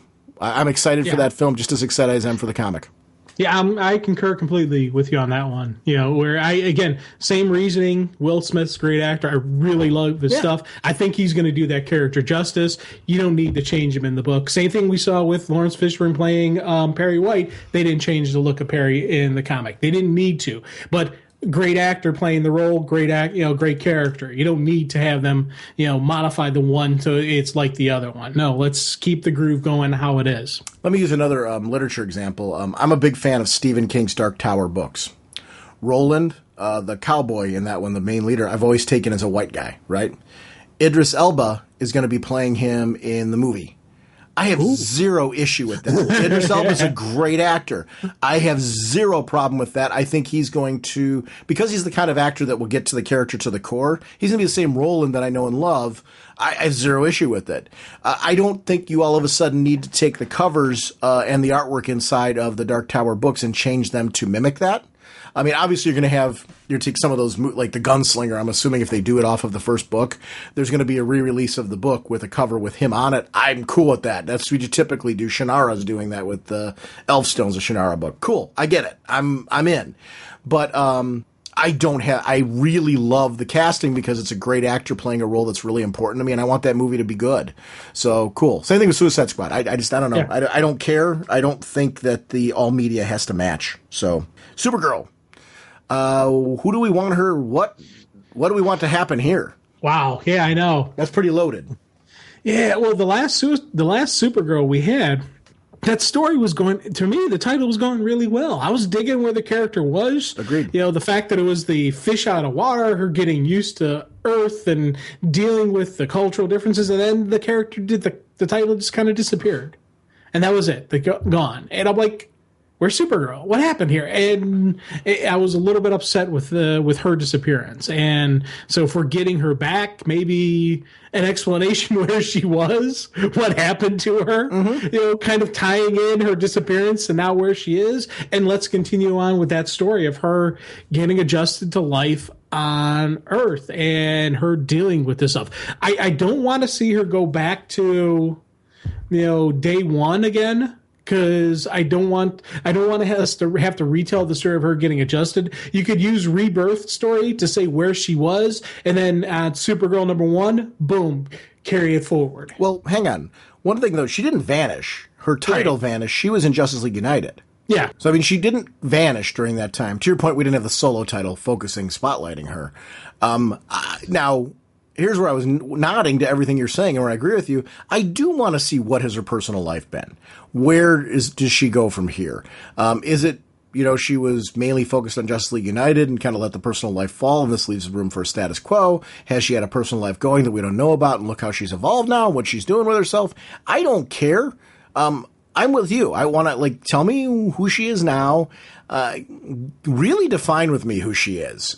She's another one that I feel that can get the same treatment that I'm prescribing for Batgirl and Black Canary.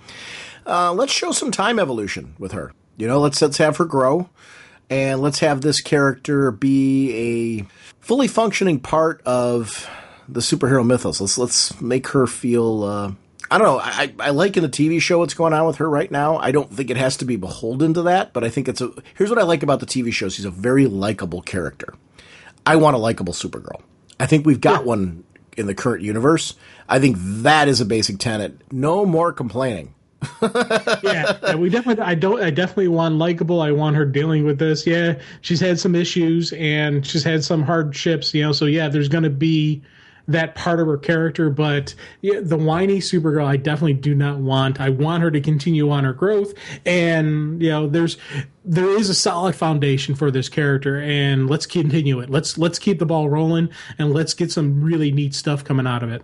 Okay, we're going to have to lighten around these last ones. We can always come back to them on a future episode. I just want to kind of go through real quick. Teen Titans Rebirth. Quick thought. Again, bring back the young cast. I'm hoping Damian is in charge of it. I agree. I think that would be awesome. Especially after seeing the animated feature that's up and coming, I want to see that as well. And I think that would really work and set aside something different. Trinity Rebirth. Well, it's, again, I want to see the true Trinity, you know, Bruce, Clark, and Diana. Yeah, I agreed. I think it's going to be cool. In and out of costume. I'm hoping in and out of costume, not just costume stuff. I want them in and out, because I think that is the best part of the Superman Wonder Woman story has been them out of their costume and them dealing with life. I want to see that interaction between the three of them. Mm-hmm. Yeah, and I agree. I think we're losing both of the Batman Superman and the Superman Wonder Woman title. So I'm glad to see this kind of interpersonal interaction between these characters moving forward. So I'm excited for that. Superwoman #1. Yeah. I'm hoping the evil one. I do too. I really want to see that as well. I'm with you. I'm hoping for evil, man. Yeah, I don't know that it has to be. Sons, I'm hoping it's her kid that she's pregnant with. That's what I'm hoping for Super Sons. So I'm hoping for Superwoman and Super Sons. Both are evil. I think Super Sons, I wonder if that's going to play off of the idea of Batman and Superman's kids in the future. I don't know. And kind of go off of that original concept. But I don't know. And if it's an evil, I don't care either. I don't think they're both going to be evil. I don't know that Superwoman's going to be. We'll have to see how that's going to play off. Is it going to be one of the alternate universe Superwoman brought in? But I would have zero issue if it was the bad one. Yay. Because it would make sense for that to spin out of the Justice League event. Justice League, what do you want to see from them in general? Well, we got the 2 Justice League titles, so I definitely want 2 separate casts, to be honest. I like the fact that we have, with the Justice League United, we have a separate cast, and then Justice League of America, we have, or Justice League, JLA, I want 2 separate casts from each of them. One of them, I would like to see the traditional unit. I'd like to see the Trinity on a team, with throw a Flash there, throw a Green Lantern, throw Cyborg. I think Cyborg's earned his spot as part of a quote-unquote traditional league, whether it's Justice League of America or just Justice League title. I want one that has the big team on it, and then I'd like to have another Justice League that have these other characters, like saying, hey, we're Justice League as well. We can throw down just as well. And I think, let's let the 2 teams do their groove. Can there be character overlap, or would you prefer not? Definitely can be character overlap. Again, that would make things kind of interesting if Batman's on if Batman's on Justice League of America and makes an appearance on Justice League, in a way it could be a kind of, this is a Justice League. They do things differently than we do, but they're still a Justice League. And especially like Superman doing a crossover between the 2 teams, saying, Superman giving the nod to the other Justice League team. They could be some interactions, but as a predominant story, I would say have them run their own separate course for a little bit, and then maybe have a crossover event. Agreed. Yeah, that's cool. I'm into that as well. Gotham Academy next semester. We didn't really talk about that one. Your thoughts on the Gotham Academy book in general? Are you glad it's continuing? I'm happy it's continuing. Next semester, let's keep the same groove going. We've got a foundation. Let's move forward. Yeah, I agree. It's a fun book, so I'm glad to see that one continuing and that survived the cuts. Overall thoughts on Rebirth? Overall thoughts, I'm very happy with it right now. As I said, getting this title list really helped kind of put my mind in a groove, seeing where things are going. I don't think it's going to be a complete whitewash, which I didn't want. So it's going to be a birth. It's a continuation of what is currently going on, and I'm happy with that. Yeah, I actually like the idea that it's a continuation of what's going on, but also whatever's happening in that 80-page special is going to be some universe-spanning event that is going to allow for tweaks. Let's play Mad Scientist.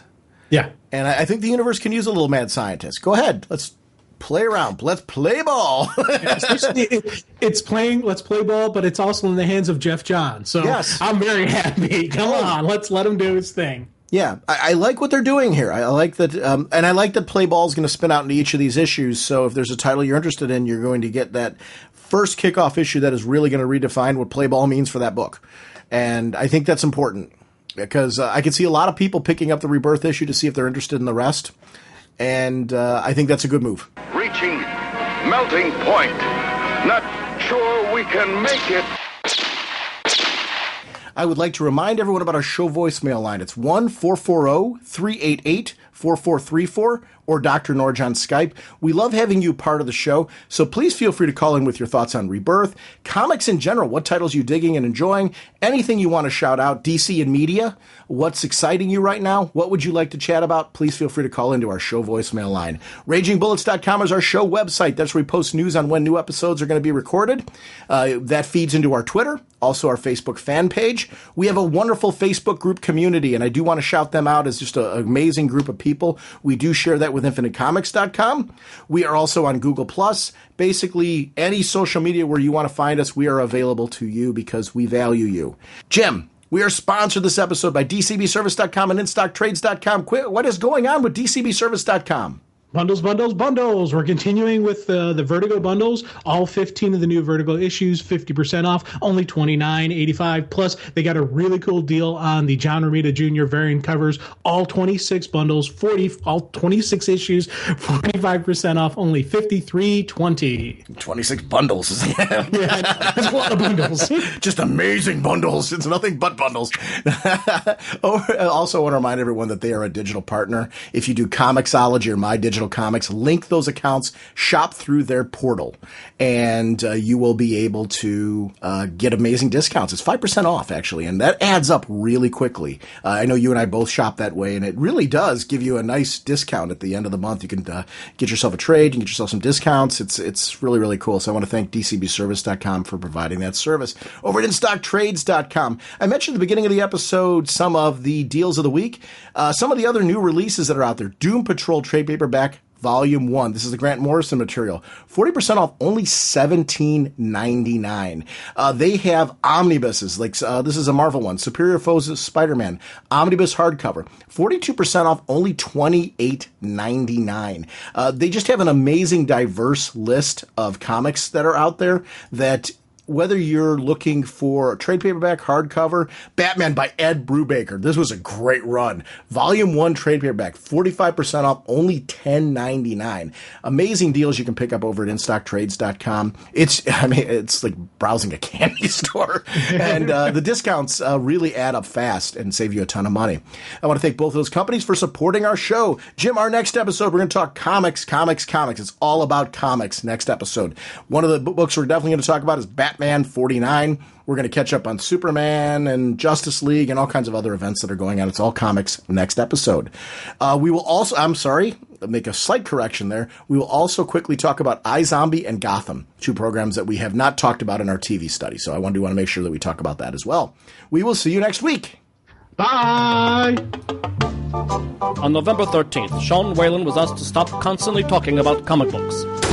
That request came from his wife. Deep down, he knew she was right, but he also knew that someday he would find someone that would talk to him. With nowhere else to go, he appeared at the home of his childhood friend Jim Segulin. Sometime earlier, Segulin's boss had requested that he shut up about his comic books and never speak of them again. Can two grown men put out a DC Comics podcast without driving each other crazy? It's Raging Bullets, the DC Comics fan podcast.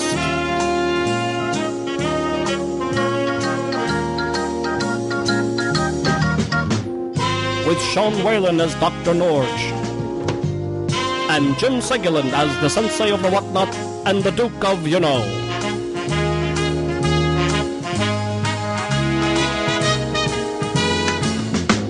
It's a spoiler podcast, so they will go in depth into the plotline, story twists, and whatnot of the comics they are reviewing.